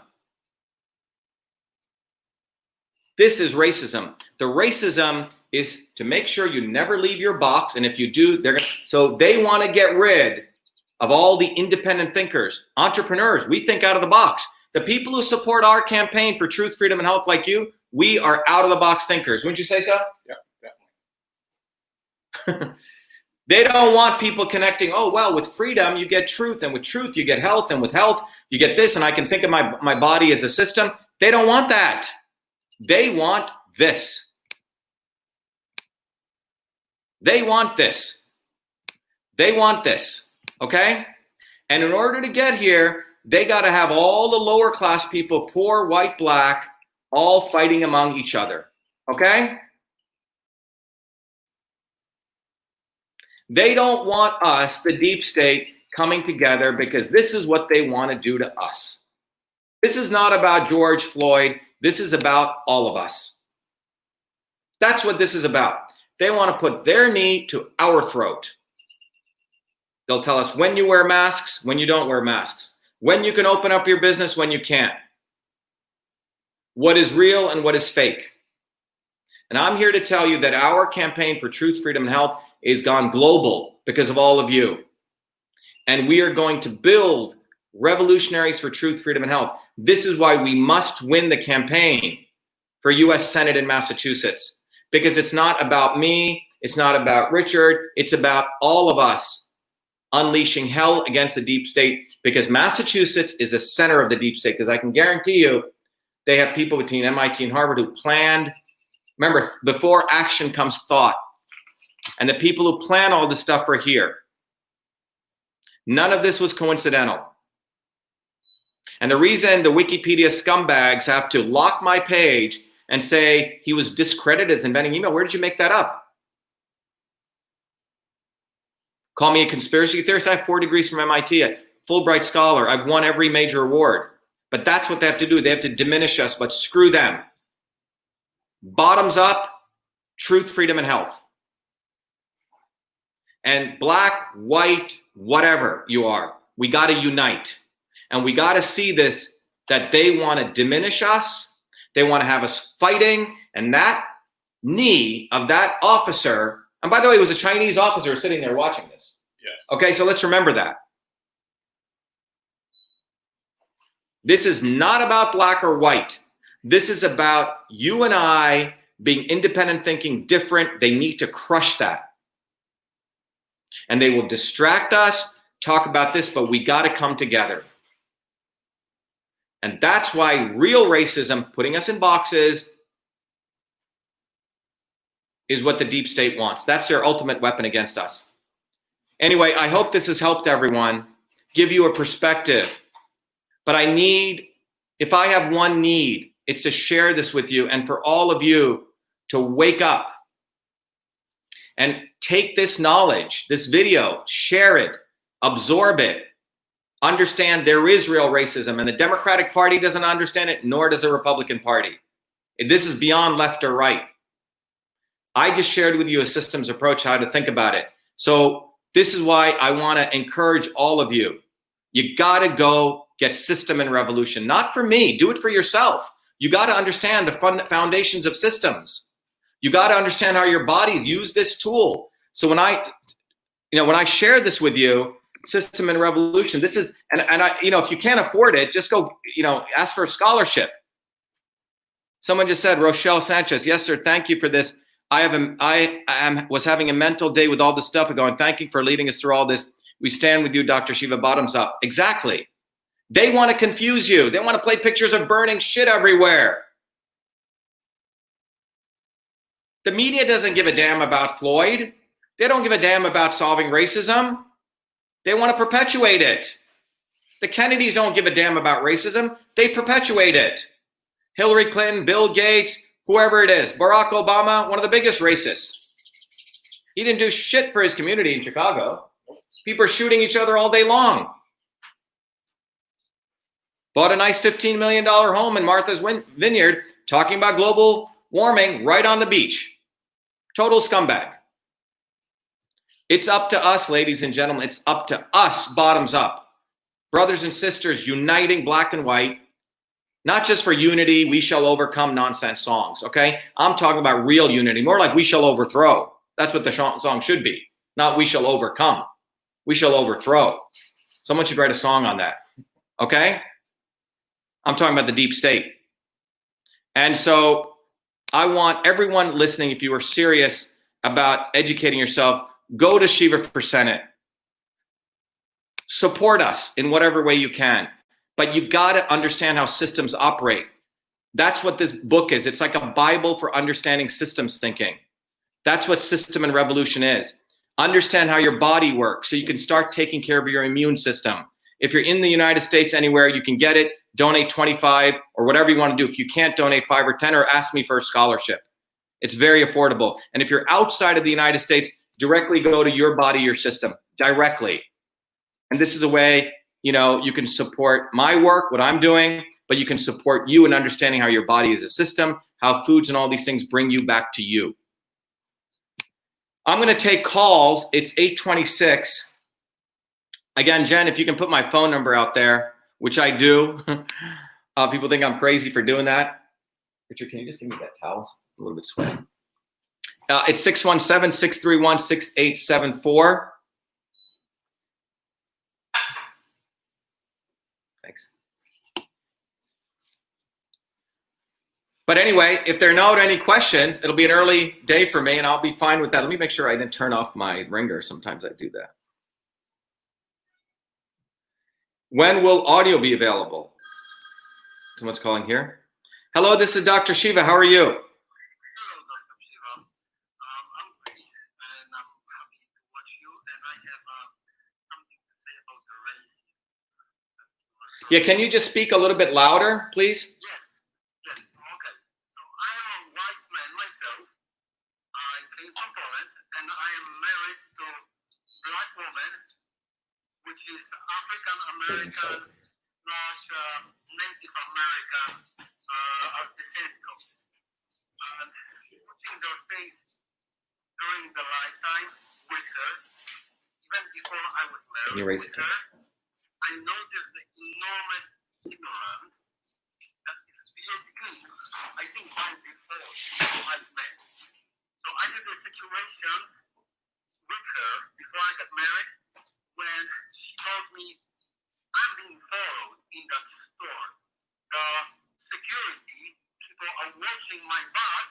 At the same time, some white people there are steering, and they're not paying attention to that because they're white, and they're pointing at me because of my color of skin.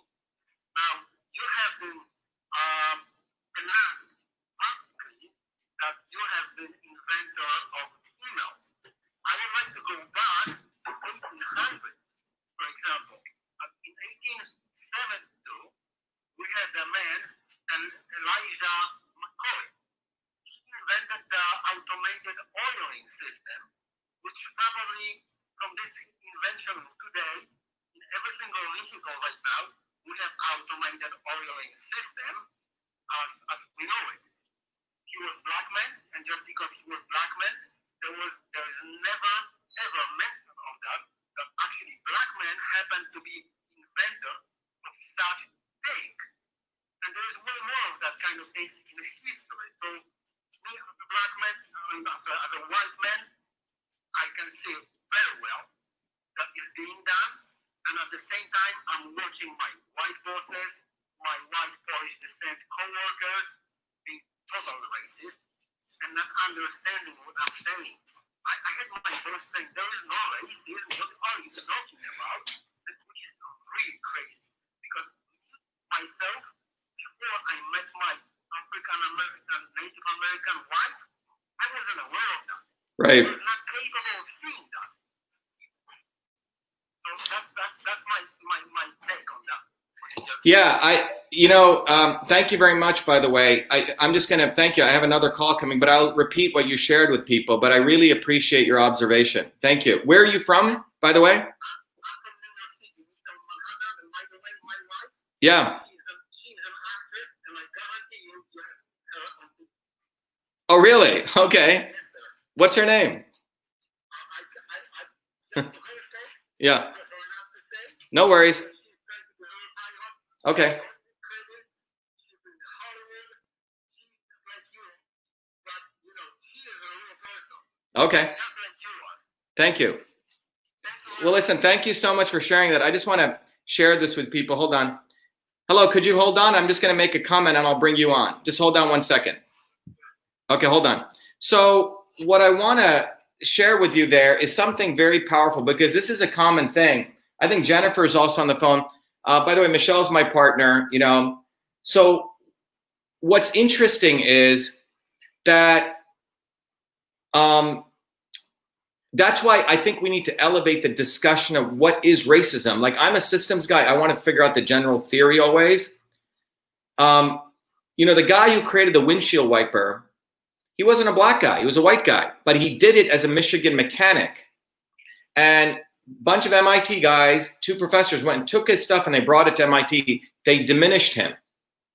So the issue of racism, I want to elevate that discussion, is really about putting people in boxes and telling people in these boxes, this is what you're supposed to do. Now, it, interesting enough, always happens to be associated with color, but not always.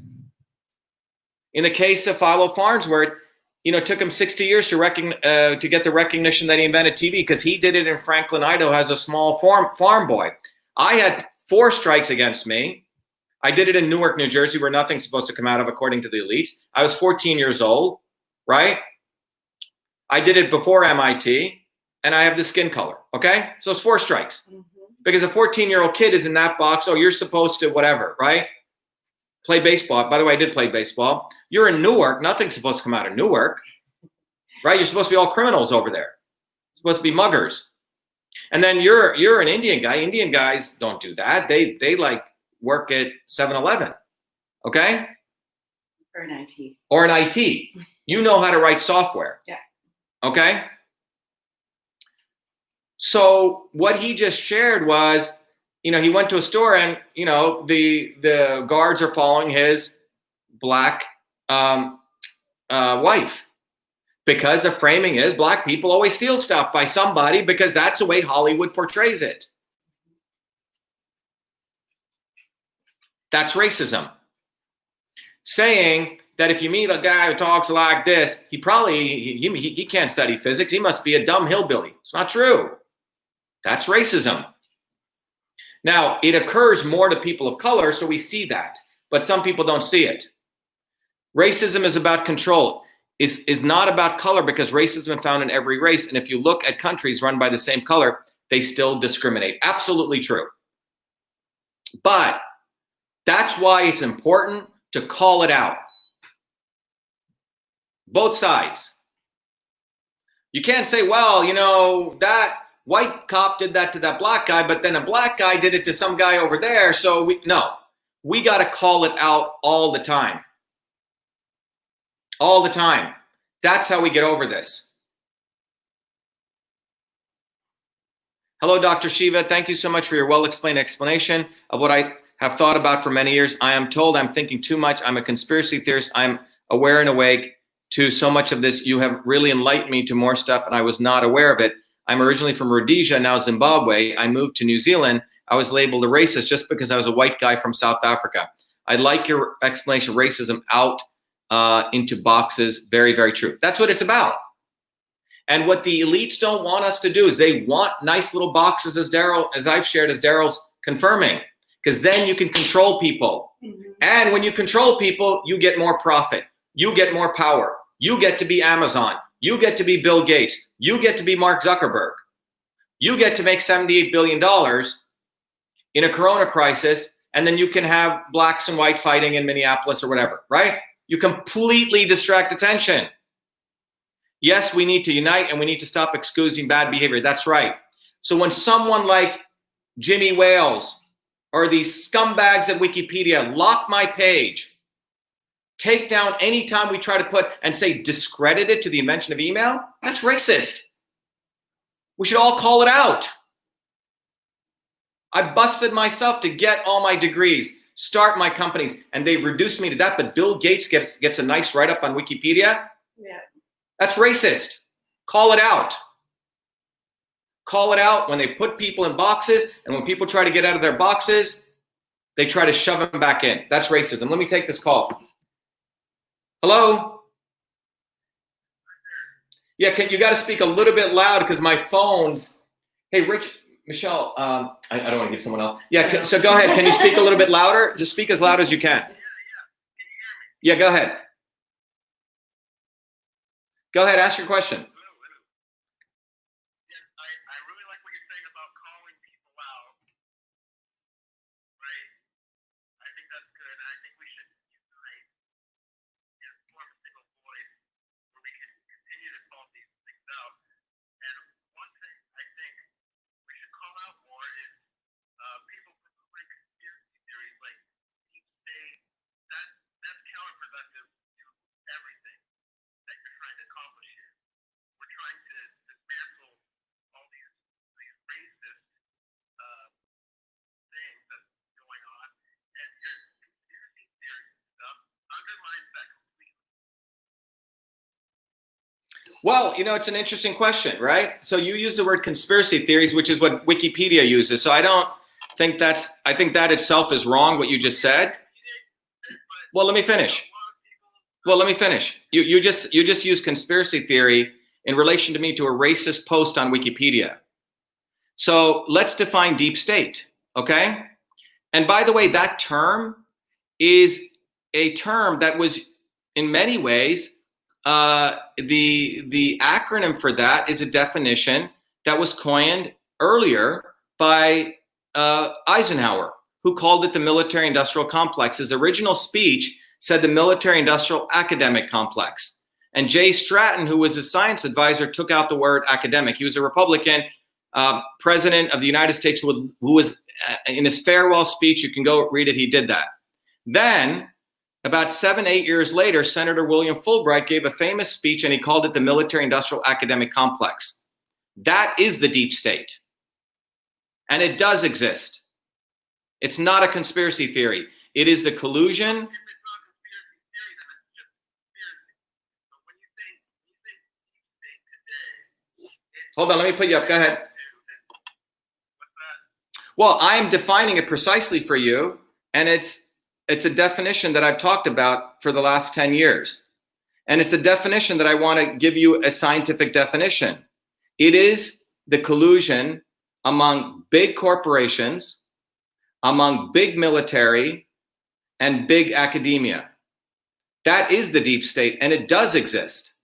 So you have to understand that is not the conspiracy theories. Yes, they exist, but I'm talking about something that before I came, it was talked about, and it's well written about by Republicans, guys like Eisenhower, and statesmen like William Fulbright, who was a Democrat. So I think you should go read about that. That is my definition of the deep state. And people have called it other names, but that's not a conspiracy theory. To denote that as a conspiracy theory, what's that? If conspiracy theory turns out to be true, it's a theory anymore, it's just a conspiracy. Sure, okay, yeah, so that's why I don't even think it's a conspiracy, I think it's just a fact, okay? It's a fact. Go read Walter Isaacson's, I think you should go read Walter Isaacson's book. Say that again. Let me say that a little bit louder. Surely you've heard of the deep state cabal. This is what I thought you were talking about. This is the sort of thing that's floated on sites like 4chan, which created something called QAnon. Yeah. So let me look, there are words you can look, if we want the Shiva Ayyadurai definition of deep state, maybe we should add it to Oxford English Dictionary. It is the triangle of the military, big military, massive global corporations, and big academia. It is that collusion that I'm referring to, which Eisenhower talked about as a 1961 farewell speech, and Fulbright wrote extensively about, and other scholars have talked about this. That is what I'm referring to as a deep state. And that is what I believe people need to be educated on, that is real. And you could probably argue the other stuff that you're talking about with all credit to what you're saying is in many ways done to diminish that true deep state, if that's making any sense.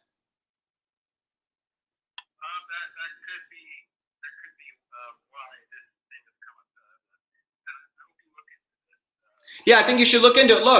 Look, I think I agree with you. Look, if it's like, okay, there's men from Mars and maybe they are, but and there's reptiles, some people have talked about it, maybe, right? I don't know, but I'm talking about something much more substantive. You're talking to someone who, I'm a scientist, okay? I'm not some guy who lives on some planet Xenon, okay? You can go, look, I do serious hardcore research. We can have a great discussion about, general systems theory, thermodynamics. You're talking to a serious researcher, okay? So I am trying to educate this discussion. What's that? Well, look. I think what you have to understand is, like, for example, in the vaccine, anti-vax discussion, when I got into it, you had the very scumbag people like Bobby Kennedy, who's been sitting on this movement and says, I'm against vaccines, when he actually is pro-vaccine and wants regulation. I'm the guy who said we need to move beyond vax and anti-vax and vax, and we need to move to a discourse about personalized medicine. One size does not fit all. A guy like me is a serious scientist, a serious engineer, and I'm trying to raise the discourse. There is a deep state. It's not the deep state of people from Xenon living in reptiles under the ground, and that's not what I'm talking about.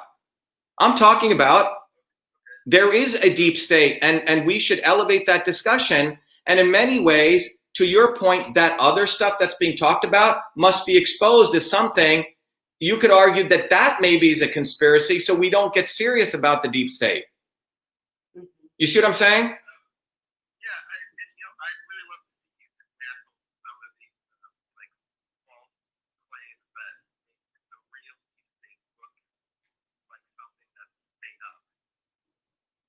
Yeah. Look, there are enough of these fools out there whose purpose is not. Look, if you saw a couple of talks ago I gave, I said we all need to decide what the goal is. If the goal is just to get views and to build some YouTube channel, that's not my interest. My interest, as I've been very clear about, is I believe that the time has come that we need to build an actual movement, an educated movement where people start learning systems thinking, how things are systems, and everything I do comes from a very deep, profound understanding of systems thinking. It's been sort of my 40, 50-year journey to really explain and educate people. And when you take a systems approach, you can understand the immune system. I can teach you molecular systems theory. You can understand how a toaster works. All these are integrated. But there is an interconnection among people who want power, profit, and control and want to maintain that.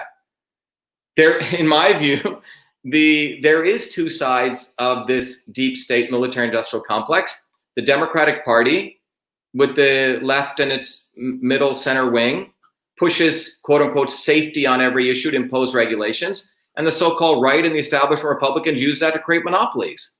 I mean, I can show you example after example after example. That's called science. And we can build a theory on it. And I can show it to you occurring over and over again. That is a scientific systems understanding.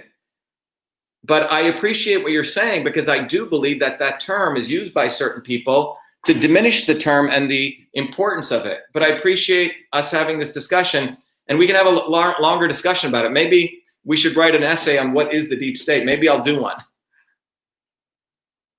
You know, what is the deep state and what it is not.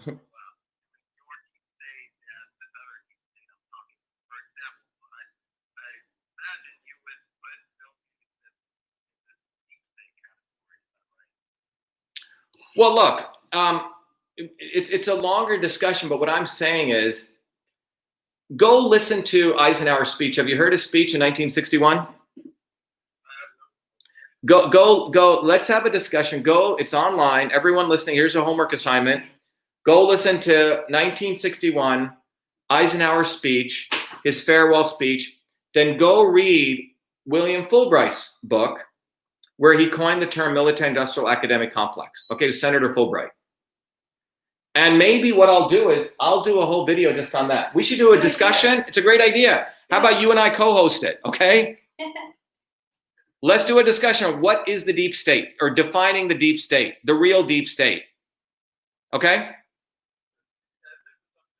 I got to take another call just for you. You have my number. Call me up anytime, and let's do a follow-up, okay? Thank you. Great questions.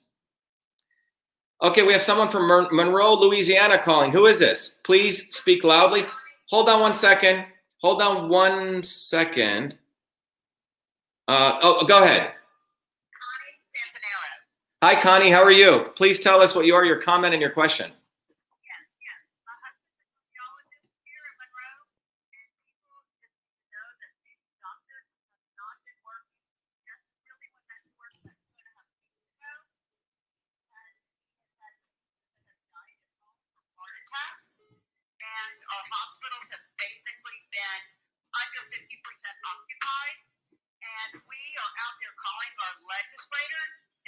One of them listens to you. We have given our patients a list of supplements based on what you have told us and taught us to boost their immune systems. And we are writing letters to our governor, my husband, and some of his colleagues, explaining this, that we cannot let them shut us down again without a vote. And we all need to be involved. Rich, poor, it doesn't matter. We all need to be involved. And you are right, there is a conspiracy. It's been going on for hundreds of years. We have been taken over, and we need to wake up. Yeah, Connie, you said it. Well said. Well, best to you and your husband. Look, when you uncover, it's like this. You know, I mean, I work on software, I work on machines, I fix things, right? If you figure out what the problem is in a piece of software or a machinery, right? And you say, this is what the solution is, that's not a conspiracy theory, that's reality. It's a fact. Is they take us down rabbit holes and they create distractions. They're called psychological operations. And Yeah. we critically think and call it spade a spade. It's not that difficult. It's just really not. It's called critically thinking and common sense. Exactly. Yeah. And those in power are very clever. One of the things I think I want everyone to understand, and Connie, you're reminding of this to share people, is there is the overt establishment, and then there's a not so obvious establishment, which talks a good game on anything, but they ultimately screw people. One of the dynamics that emerges out of this is watch what people do for a living. What do they actually do? Are they lawyer, lobbyists, bankers, move around money? Do they actually create value? Do they serve people? Do they help? And you have to look at what people do ultimately. Because those people who are moving around stuff and moving words in the abstract, you know, be it the Bernie Sanders or the Elizabeth Warrens or the Clintons or the Gates, I mean, particularly the Clintons, you know, or people who endorse them like the Kennedys, and then say, we're here to help you. These people are the most dangerous people. Mm-hmm. Yeah, so we also have to watch the alternative media, because we have plenty of psychological operations in that front to distract us, to divide us. I agree. That's why I think it's very important we start building a systems understanding, because there is truth. You know, the earth does go around the sun, okay? You can't BS your way out of that. Vitamin D, 80,000 papers written on it. It produces cathelicidins. It has multiple effects in the immune system. So Doctors do not know that. You're 100%.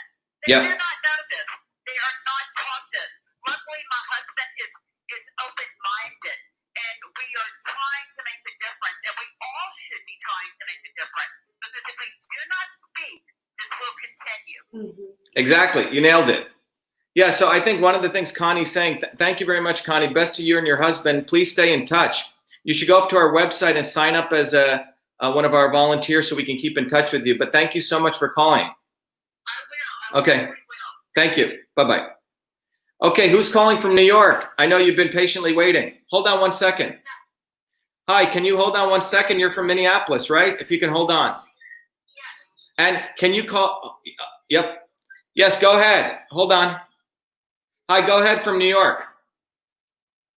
Hi, Shiva. Can you hear me? Yes, go ahead. Who's this? This is Lily. I've talked to you before. Good to hear your voice. Oh, great. Thank you. So check this out. I just want to start by saying I'm on your side. I believe in you hardcore, along with everyone else. Hi, yourself. So also, I know that you're trying to get down. Basically, your goal is to bring down the elite or people that are from top down. It seems like what I'm hearing is you're taking the poor versus rich approach. Please correct me if I'm wrong again. I'm on your side, but I'm asking. Yeah, let me just stop here. It's not poor versus rich. Let's stop right there. So if you go back to the previous slide, it's a great thing. I just want to, just correct you, okay? Yeah, so it's not poor versus rich. It's the producers versus the people who do not produce. This is a really, really good point. And thank you so much, okay? So if you look at a real economy, okay, meaning an economy where it's absolutely market forces and true capitalism works, which is in the spirit of Adam Smith, okay, is what you have is you're born, you have certain skills that you develop because of dreams that you have, okay? Maybe you learn how to farm, right? Maybe you learn how to do engineering. Maybe you learn how to write software. Maybe you learn how to sculpt. You follow what I'm saying? These are tangible skills that comes out of one of the, I believe this is a philosophical question about the aspect of being a human being, which is being a creative force, okay? Some philosophies don't believe that. Some philosophies, fascist philosophies, believe there are only a few people who are elite and then everyone else is stupid, okay? And we're gonna use them as tools. That was Mussolini's model, okay? I don't ascribe to that. I believe that everyone, and this is sort of a mixture of spirituality or philosophy and other, I believe that each one of us has a spark within us and we each want to attain something in our lives. And the goal is to create an environment where each person can achieve that, become a whole human being. Okay? Right. About spirituality and meditation and top down and elite. I'm 100% on you on that. Yeah. So let me just. So what I was trying to say was, in that model, there are people who pursue that model, right? Independent thinkers, creators, people taking risks, starting things, etc. Skilled people who go and learn a skill. There are another set of people who do not value that. They think because they had a birth lottery, right, that their existence is because they have a certain name and they're entitled to stuff. This goes back to monarchy models, okay? That the king thought you're born as King George IV and therefore you have a connection to God and everyone's supposed to work for you, right? Which is bullshit, right? So one model is producers and there's other people who are parasites. Now, what's happening here is that there's something very clever taking place. The parasites who don't produce, but what's happened in this country is we outsource all of our manufacturing elsewhere. We have people making billions just by moving money overnight, okay? Or doing what's called derivatives. So they know that economy is built on not really anything tangible. It's called a fake economy. And for them to survive, they need an ally. And you know who that ally is? Other people, but on the other extreme, okay?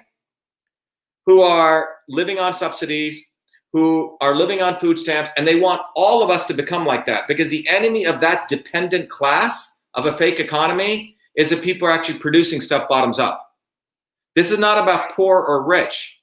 I would argue yeah. Does that make sense? It's not about poor or rich. It's about the producers versus the people who live off production. Right, and I hear you, and I'm going to finish briefly because I know there are other people that want to speak to you. But what I was going to ask was, it would be a remiss to not ask you this question. But it's very clear that blacks are the races that are at the greatest disadvantage here in America. That's factual. You look at the street, you look at the people that are living in their cities, you look at who is receiving these food stamps. The majority, the percentages, are black African Americans. So my question to you is, so I did find it a little troublesome, and I heard you earlier saying basically racism and, adding, the mix of whites in there, because ultimately racism is when there's a specific race that has institutional power along with all the other powers and uses it against, or perhaps uses it to their advantage, and basically saying screw you to all the other races. Colorism, on the other hand, is people, for example, light skin, people that are black but they're light skinned, right? They have this power because they're of lighter complexion to basically shit on everyone else that's a little darker. That's the definition of colorism. That happens all over the world. That happens in all of the countries that have people of color, and here in America as well. And I just really, because I'm sure that you're going to get scholars who are experts on race and study this and teach it or whatever the hell else. But my question to you is, how would you dilute the top-down hierarchy instead of middle ground while serving as a senator? So I want to give you a chance to answer that. Yeah, so I think your question was, how would I handle this top-down model? Was that the question? Yes. Okay. Yeah. So let me tell you. I think it's by the way, you're asking some very important and deep questions. So let me address them one at a time. Okay. First of all, the liberal scholars who talk about racism, and they've been talking about this for 50 years. Okay, 60 years, and I've read a lot of this stuff. Okay, they never address it or very few address it understanding a perspective of the economy. Okay, they think colorism or racism exists in a vacuum, and many of them do this because they do not have to put a mirror to their own face, because many of them are themselves racist. And let me explain that. Now, yes, when I grew up in India, my dad was very dark, for example. Okay, his second brother was a little bit lighter. All right. And he would get a certain treatment, all right? Better treatment. Now, so my mother used to say, Shiva, you're going to have to get an A++ for the other student who gets a B, okay? So I understand that dynamic, all right? So that is a dynamic but you have to take it one level deeper. Why does that exist? The reason that exists, when my dad first came here, he's a chemical engineer. He got paid $12,000 a year. His white counterpart got paid $36,000 a year for the exact same job, and he was a better engineer. Now, the reason this exists, which many of these, typically many liberal white scholars do not want to talk about, because they're going to have to put their mirror to their face and understand why is Elizabeth Warren getting $375,000 for teaching a course at Harvard, okay? She'll talk about all this nonsense, but she won't really talk about the fundamental issue. The real issue, it is because of economics. Because what you have to do is you have to create these boxes. Okay, the little bit lighter light skinned black guy is a little bit better than the dark skinned black guy, you see? And so on. Because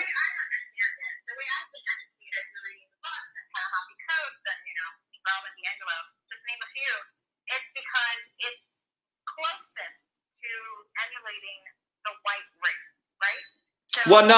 I don't think he gets it right. That's not what it is. Let me tell you what it is. It is because you have to create economic differentials in pay scale. Racism and sexism are pillars of exploitation. That's what they are. They are done, whether it was, okay, let's say you had blue-skinned people. Okay, the really blue-skinned guy is really bad, and the green-skinned guys are good. Because what you want to do is you want to create economic differentials. No different than saying, people from Newark, imagine if all the people from Newark could invent things like email. Well, you know what? What does Zuckerberg mean then? Or Gates? Well, it's not that special anymore. So you have to go follow the money. I mean, in Africa, Africans are putting Africans in slaves. In India, Gandhi collaborated with the British to put other brown-skinned people in slavery, okay? In indentured servitude for 70 more years.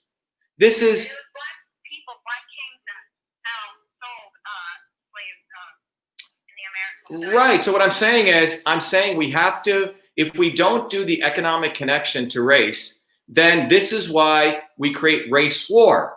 This is why a white working class person listens to some stupid idiot scholar who writes about colorism and racism, and they say this guy's full of shit because he actually has not really talked about racism, because he has not understood the fact that that poor white guy in Cambridge, Harvard just took over his house and bought his house and threw him out. And there's some professor at Harvard talking about colorism and racism and getting paid $800,000 a year. Elizabeth Warren, and she says she's Native American. She's a racist.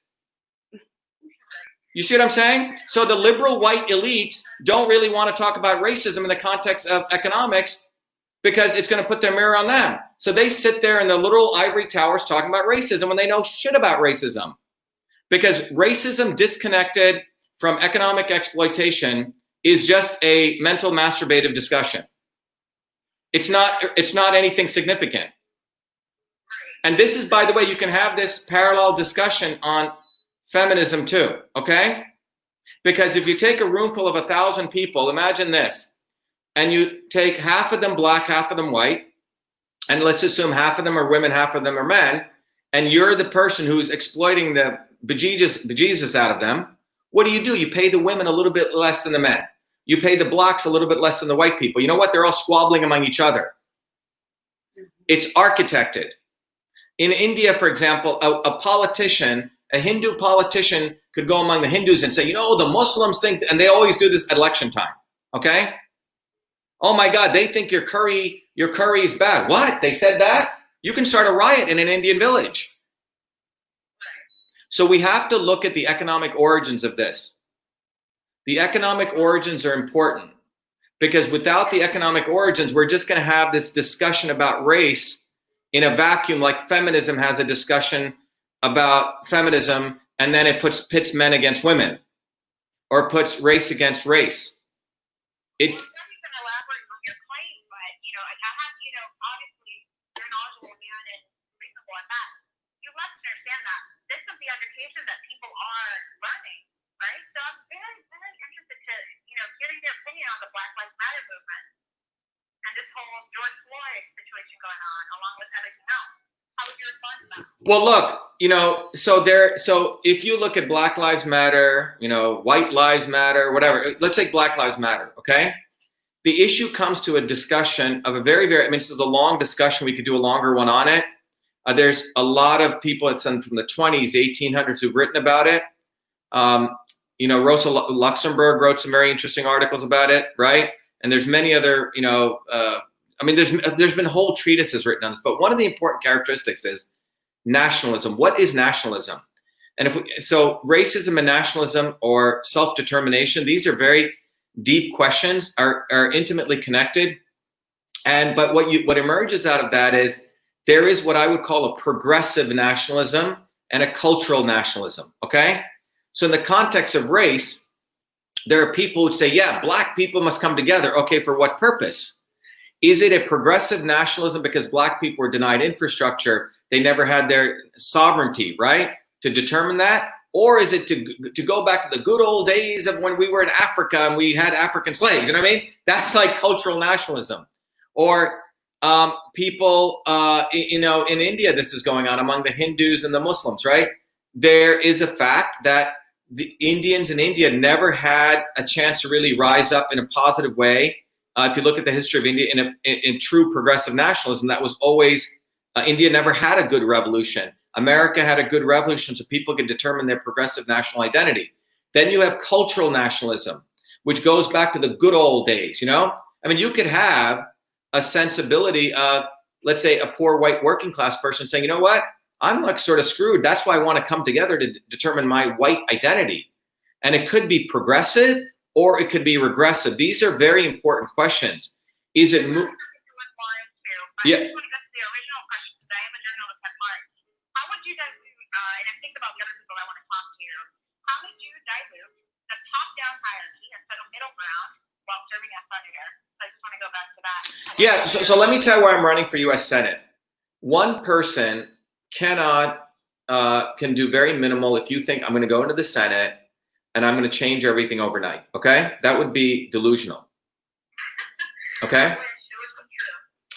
But what I do know is this. I do know, having studied history and having been an activist, that one of the most powerful things is bottoms-up movement, where I see myself more as a catalyst, okay? A catalyst is very different than a leader. My goal in winning and being a U.S. Senator, I'm only going to do it for one term, and I could talk more about that, is for this very, very important reason. I believe someone like me can be an inspiration and represents the vast majority of more people than a lawyer lobbyist. I'm running against 3 lawyer lobbyists, okay? 3 lawyers, think about it. Malarkey, 50 years. Joe Kennedy, who's been in there since, the guy's 38 years old, and he's got a $51 million trust fund, and the only reason he thinks he's senator, he's trying to talk his way into Senate. And another guy who's got 13 Twitter followers, who the Republican establishment put him against me. Now compare that to me and what America represented. People coming bottoms up, people who had skills, etc. So my goal is to re-inspire what it means to have those, in my ways, those truly progressive American values, which was bottoms up, you worked, you served, and you left after one term. You were done. So my goal is to build a movement. And in those 6 years when I'm a senator, I'm going to be working, 5 times more than the guy who's in there the day he steps in, he's trying to spend 90% of his time getting reelected. I've taken that off the table. You follow? So I'm going to be spending 150% on legislation. And in that time, I want to be someone who's an inspiration and a statesman. I want to perhaps educate 10,000 other young people. When I leave, they're running for public office to only serve one term. That's a movement. Dr. Shiva,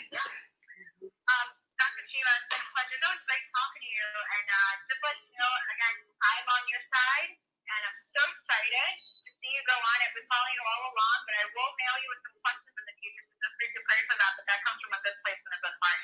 Yeah, definitely. Let's do that, and maybe we have a talk on, deeper talk on racism. If you want to do that, yeah, let's do that. Thank you. Be well. Hello, how are you? You're calling from Minneapolis. Sorry about that. I wasn't able to take you. Why don't you tell us what's going on there and your name and how you're doing? Thank you. Sure. My name is Susan, and we currently live in Wisconsin, but all of our family is back home in Minnesota, and they're really going through it. It's kind of crazy there. People are dropping bricks off the 35W bridge that people drive under. They don't care who they kill. Oh, my God. It's gone crazy. So my question to you, coming from the common everyday person, is I'm a person of prayer, so that's what I'm doing. But what do you advise people like myself? I'm a stay-at-home homeschooling mom who wants to raise free-thinking kids who are not raised to be little socialists who are loyal to the state. Besides doing what we're doing, what do you suggest that the common person does? Yeah, so the question is, what should a common person do? Hold on one second. Fitchburg, Massachusetts, hold on one second. So you're asking a really good question. Look, I think we live in extraordinary times. You asked about homeschooling. I think, Richard, is it June 20th? I think Harvard is having a conference, an invitation-only conference, and get this. The conference is by a woman, a quote-unquote liberal scholar, who thinks we should eliminate homeschooling. Yeah, and in fact, it's the typical liberal model, which means we need to regulate this because parents don't know what they're doing. Their kids are not getting the right education. So the state...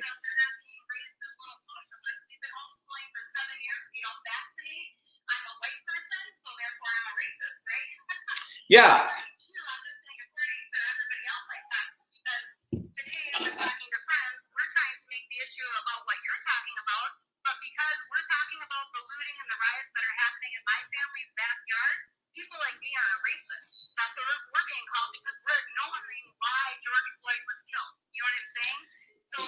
Yeah, so what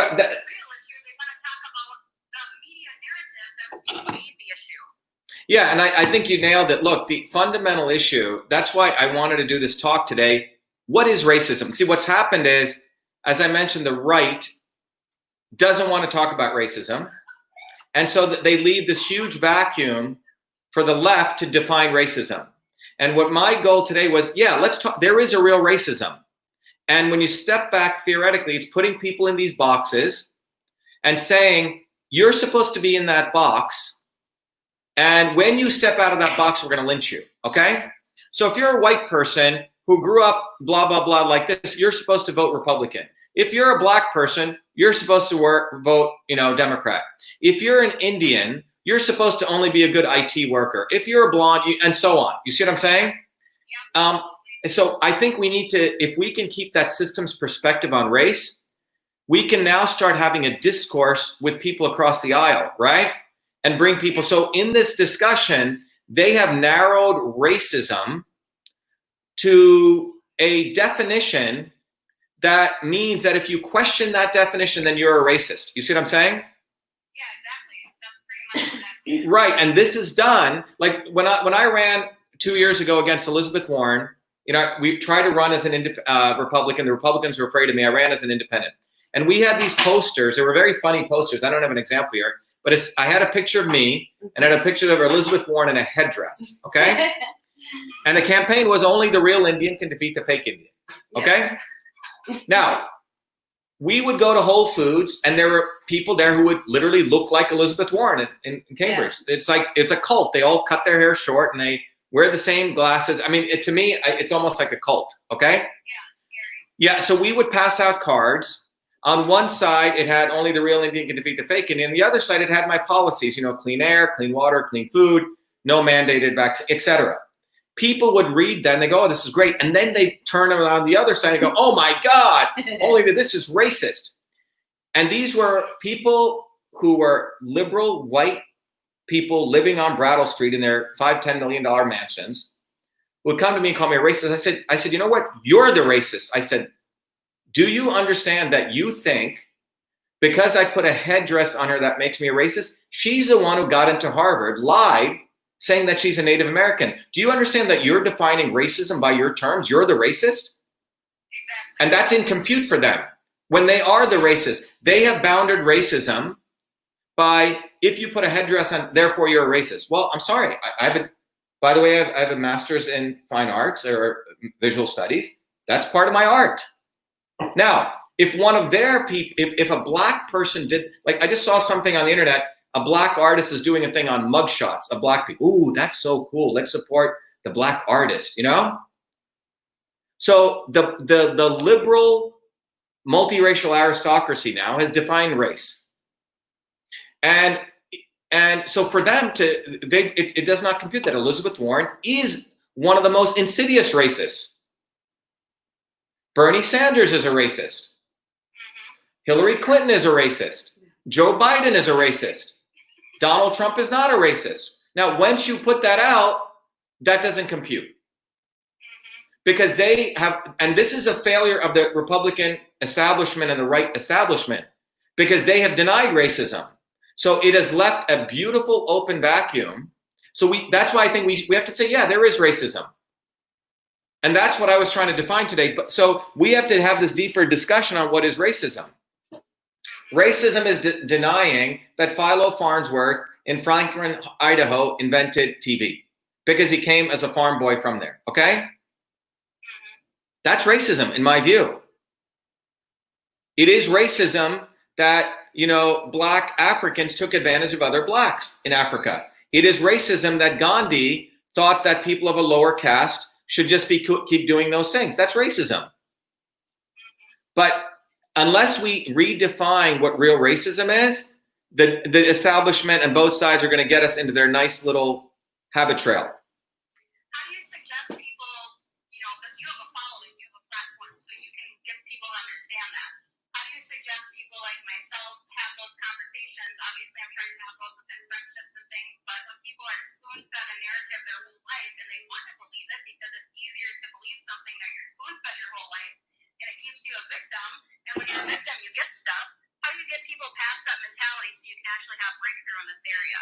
Otherwise, Yeah, you asked a great question. So yeah, so look, what I realized is, there was many years ago, about, was it 25 years ago, when I was running one of my companies, I was asked to go to a room full of executives, around 2,500 of the leading sales executives at General Motors, to give a talk, about customer relationship management. The guy that spoke before me was a great guy called Price Pritchett. He's known as one of the leading organizational theorists in the world. And this is when General Motors was having problems. And he said, look, he goes, I've studied all different organizations my whole life. Native organizations, primitive organizations, right? And he said there are always three groups of people in any community. And he goes, if you want to have change, he said, this is the secret. So here's a change secret, okay? He said, typically in any organization, you always have this very interesting percentage of kinds of people. Resistors, 30%. People want to keep things the way they are.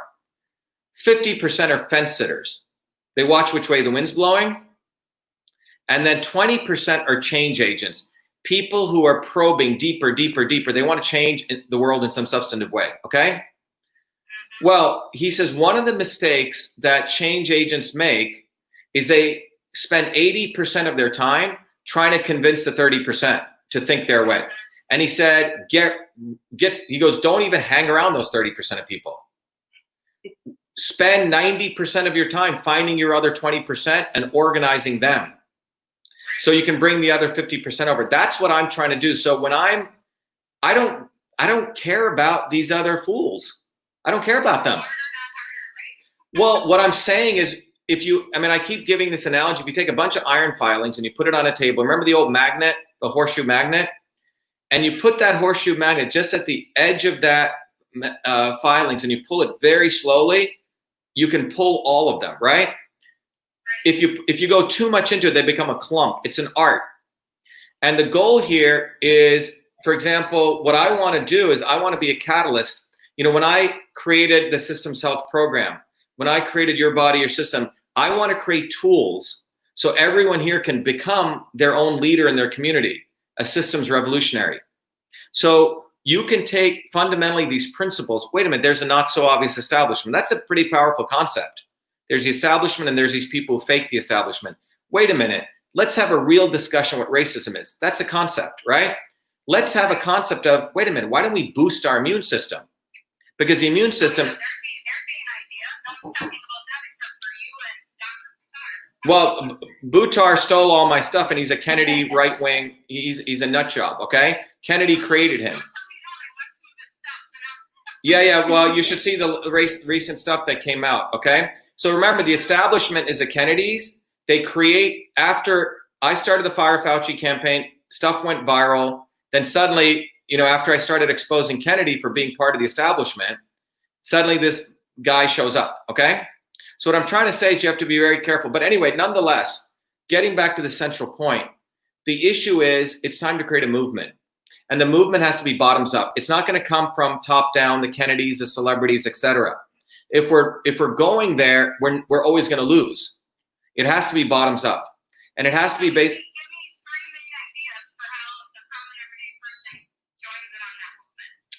Right. So one thing is, when we say truth, freedom, and health, one of the things everyday people need to understand is that without us fighting for freedom, which is open discourse, the right to have open conversations, digital rights, all of this, the game, set, match is over, okay?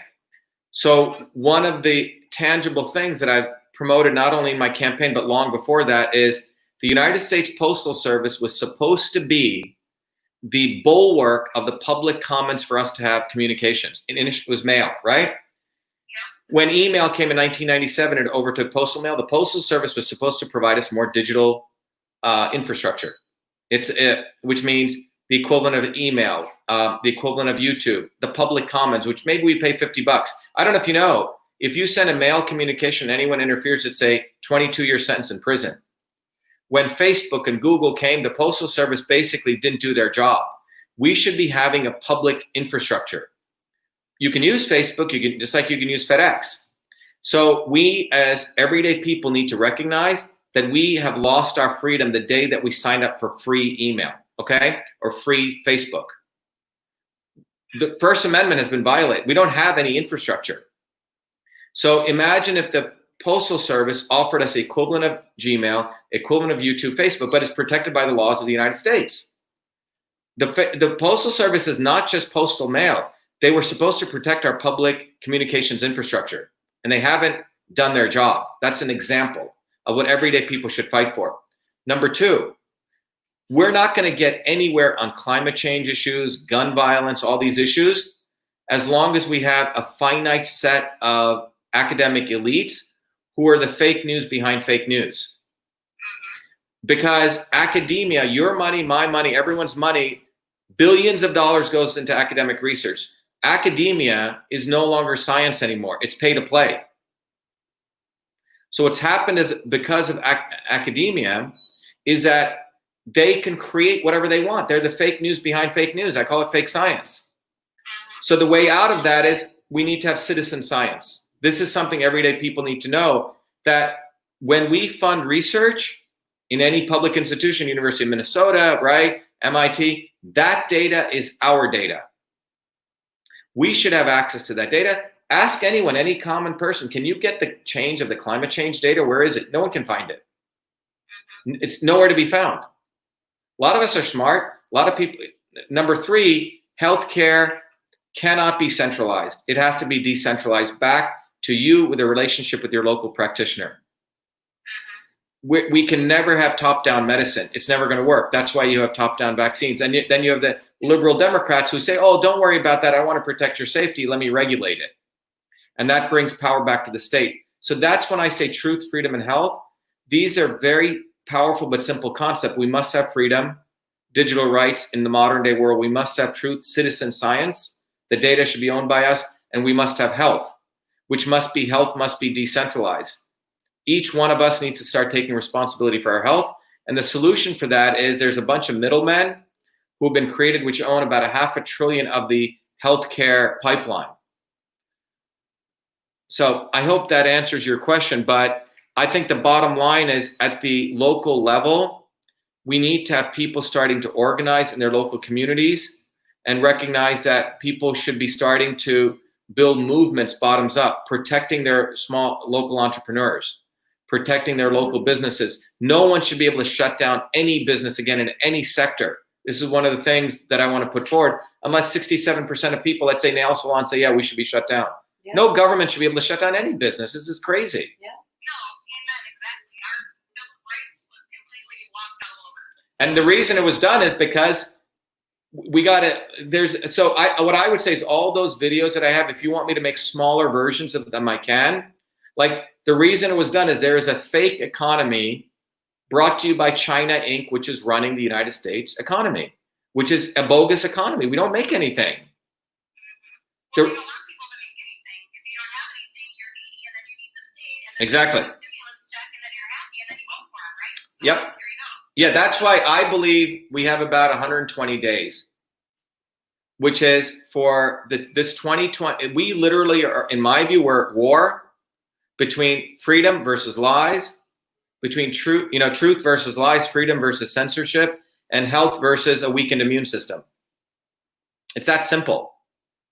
And it's like, you believe in freedom, you believe in boosting your own immune system to protect yourself, because that's where all health comes from, and you believe in truth. And this is where the fight is, and everyone needs to recognize that we don't need everyone. We need to get that 20% moving. So my suggestion is, find the 20% in your community. Let's build a network of those 20%, and we're going to win. Amen. So, thank you. Okay, thank you. Well, let's get all the 20%, and we can live in a parallel universe if we need to, worst case. Okay, thank you. Okay, I'm going to take one more call. Jen, do we have to start that other thing? Oh, she's there. Hey, Jen, are we starting that other thing or no? Jen, do we have to start our other thing? If you're available, but okay. They will do it, yeah. Okay. Hello, Caldwell, New Jersey. How are you? I used to live in Livingston and Patterson. Good to hear from you. Hello? Hello? Yes, hello, how you doing, Dr. Shiva? Oh, good. Why don't you take a couple of seconds to say who you are and what your question is? Yes, okay. I will go real quick. My name is Brian. Yeah, can you turn down the volume in the background? Because that's coming through. Go ahead. Sure, my name is Brian, and I'm calling from Totowa, New Jersey. And, I'm from Peru, originally South America, Peru. And I just want to say something real quick, that we have this, you are an engineer, a systems approach engineer and thinker. And I don't know if you're familiar with Mr. Fuller. Yeah, great guy. I have a bunch of his books. Yeah, I love him. Exactly.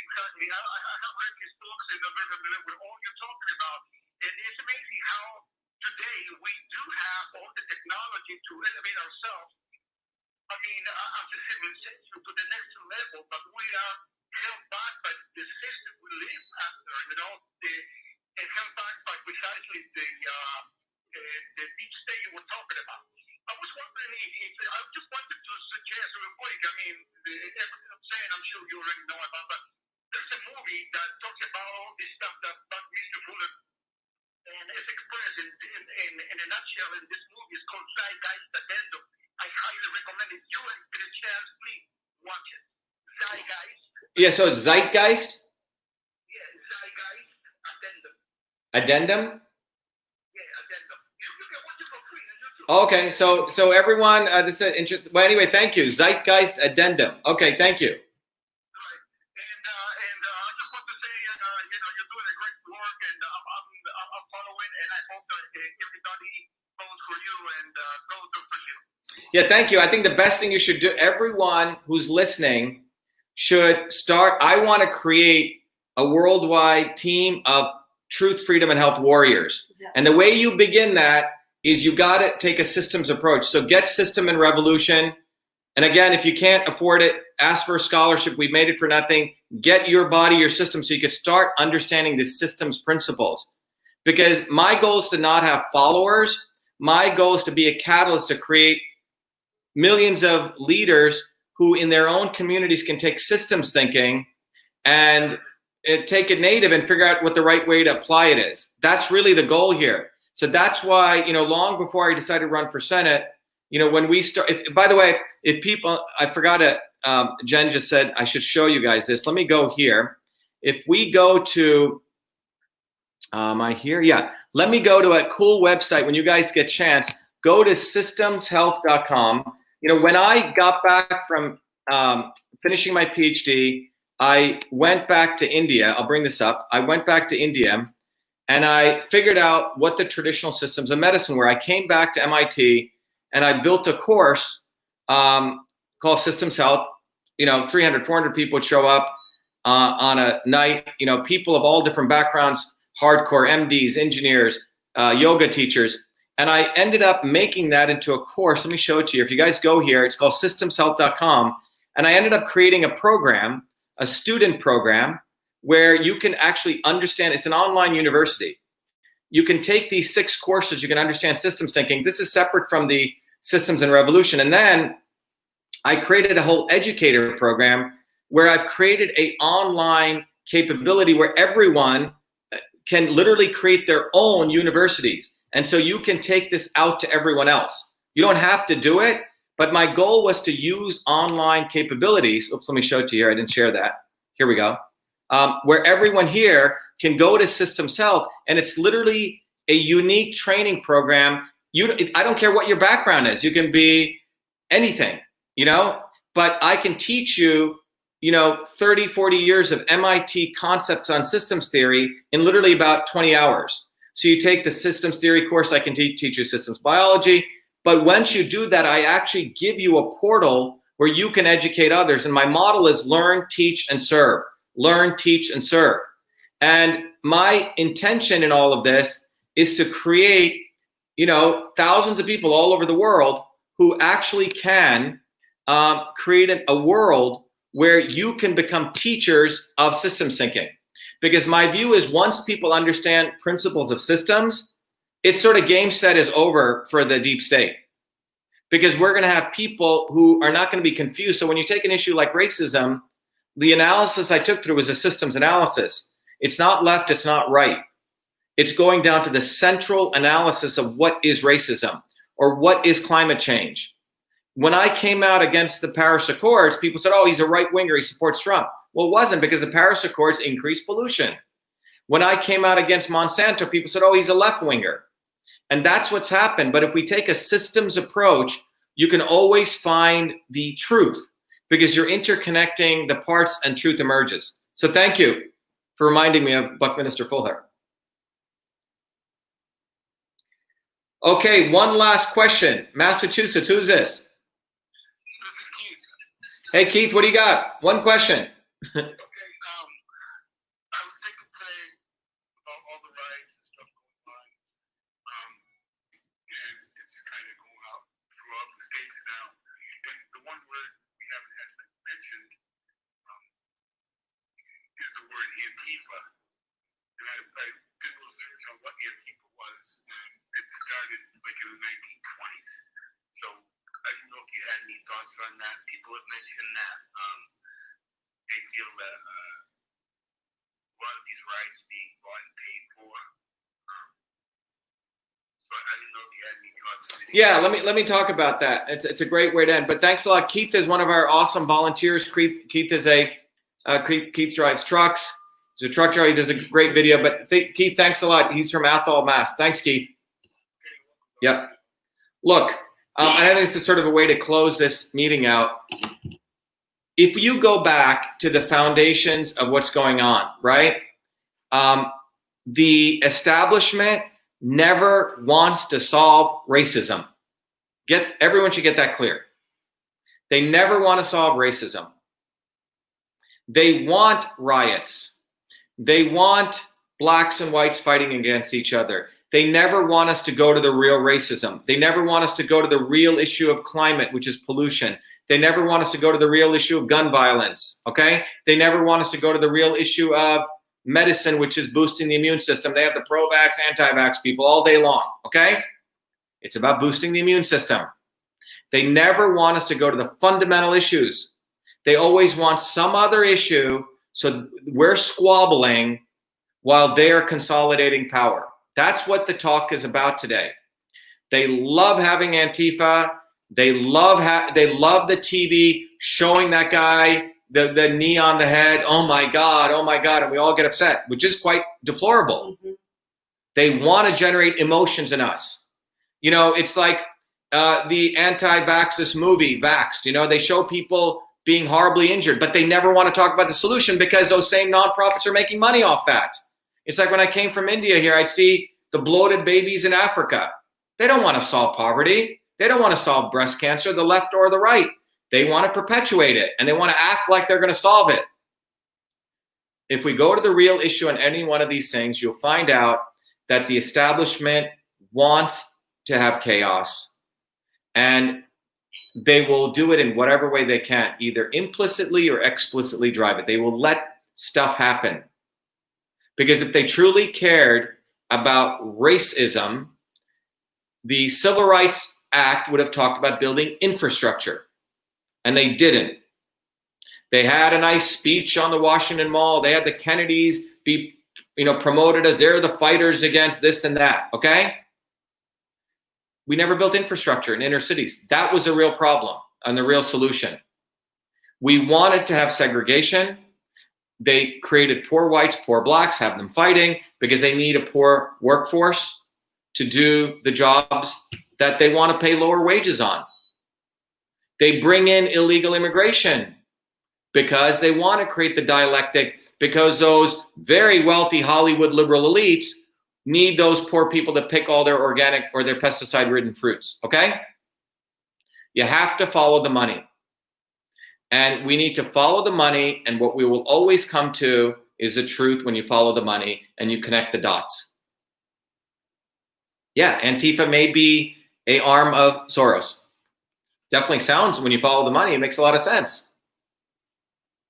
But you also can't also figure out that people like Barack Obama and the blacks in power never, ever wanted to solve the infrastructure issue. When my dad came from the United States, he was in Chicago. He went to Maxwell Street. You saw people living, you know, like how we saw people in the villages. They've never solved these issues. You have black people shooting at each other, right, Richard? Barack Obama didn't solve that. They don't want to solve these issues because they want to perpetuate racism. They need people in their boxes so they can hold up, Hollywood can hold up images. And the only people who are going to solve racism, and I'll end on this, is working people. The only people who have an interest in solving racism is us, not them. Yeah. They have no interest in solving racism.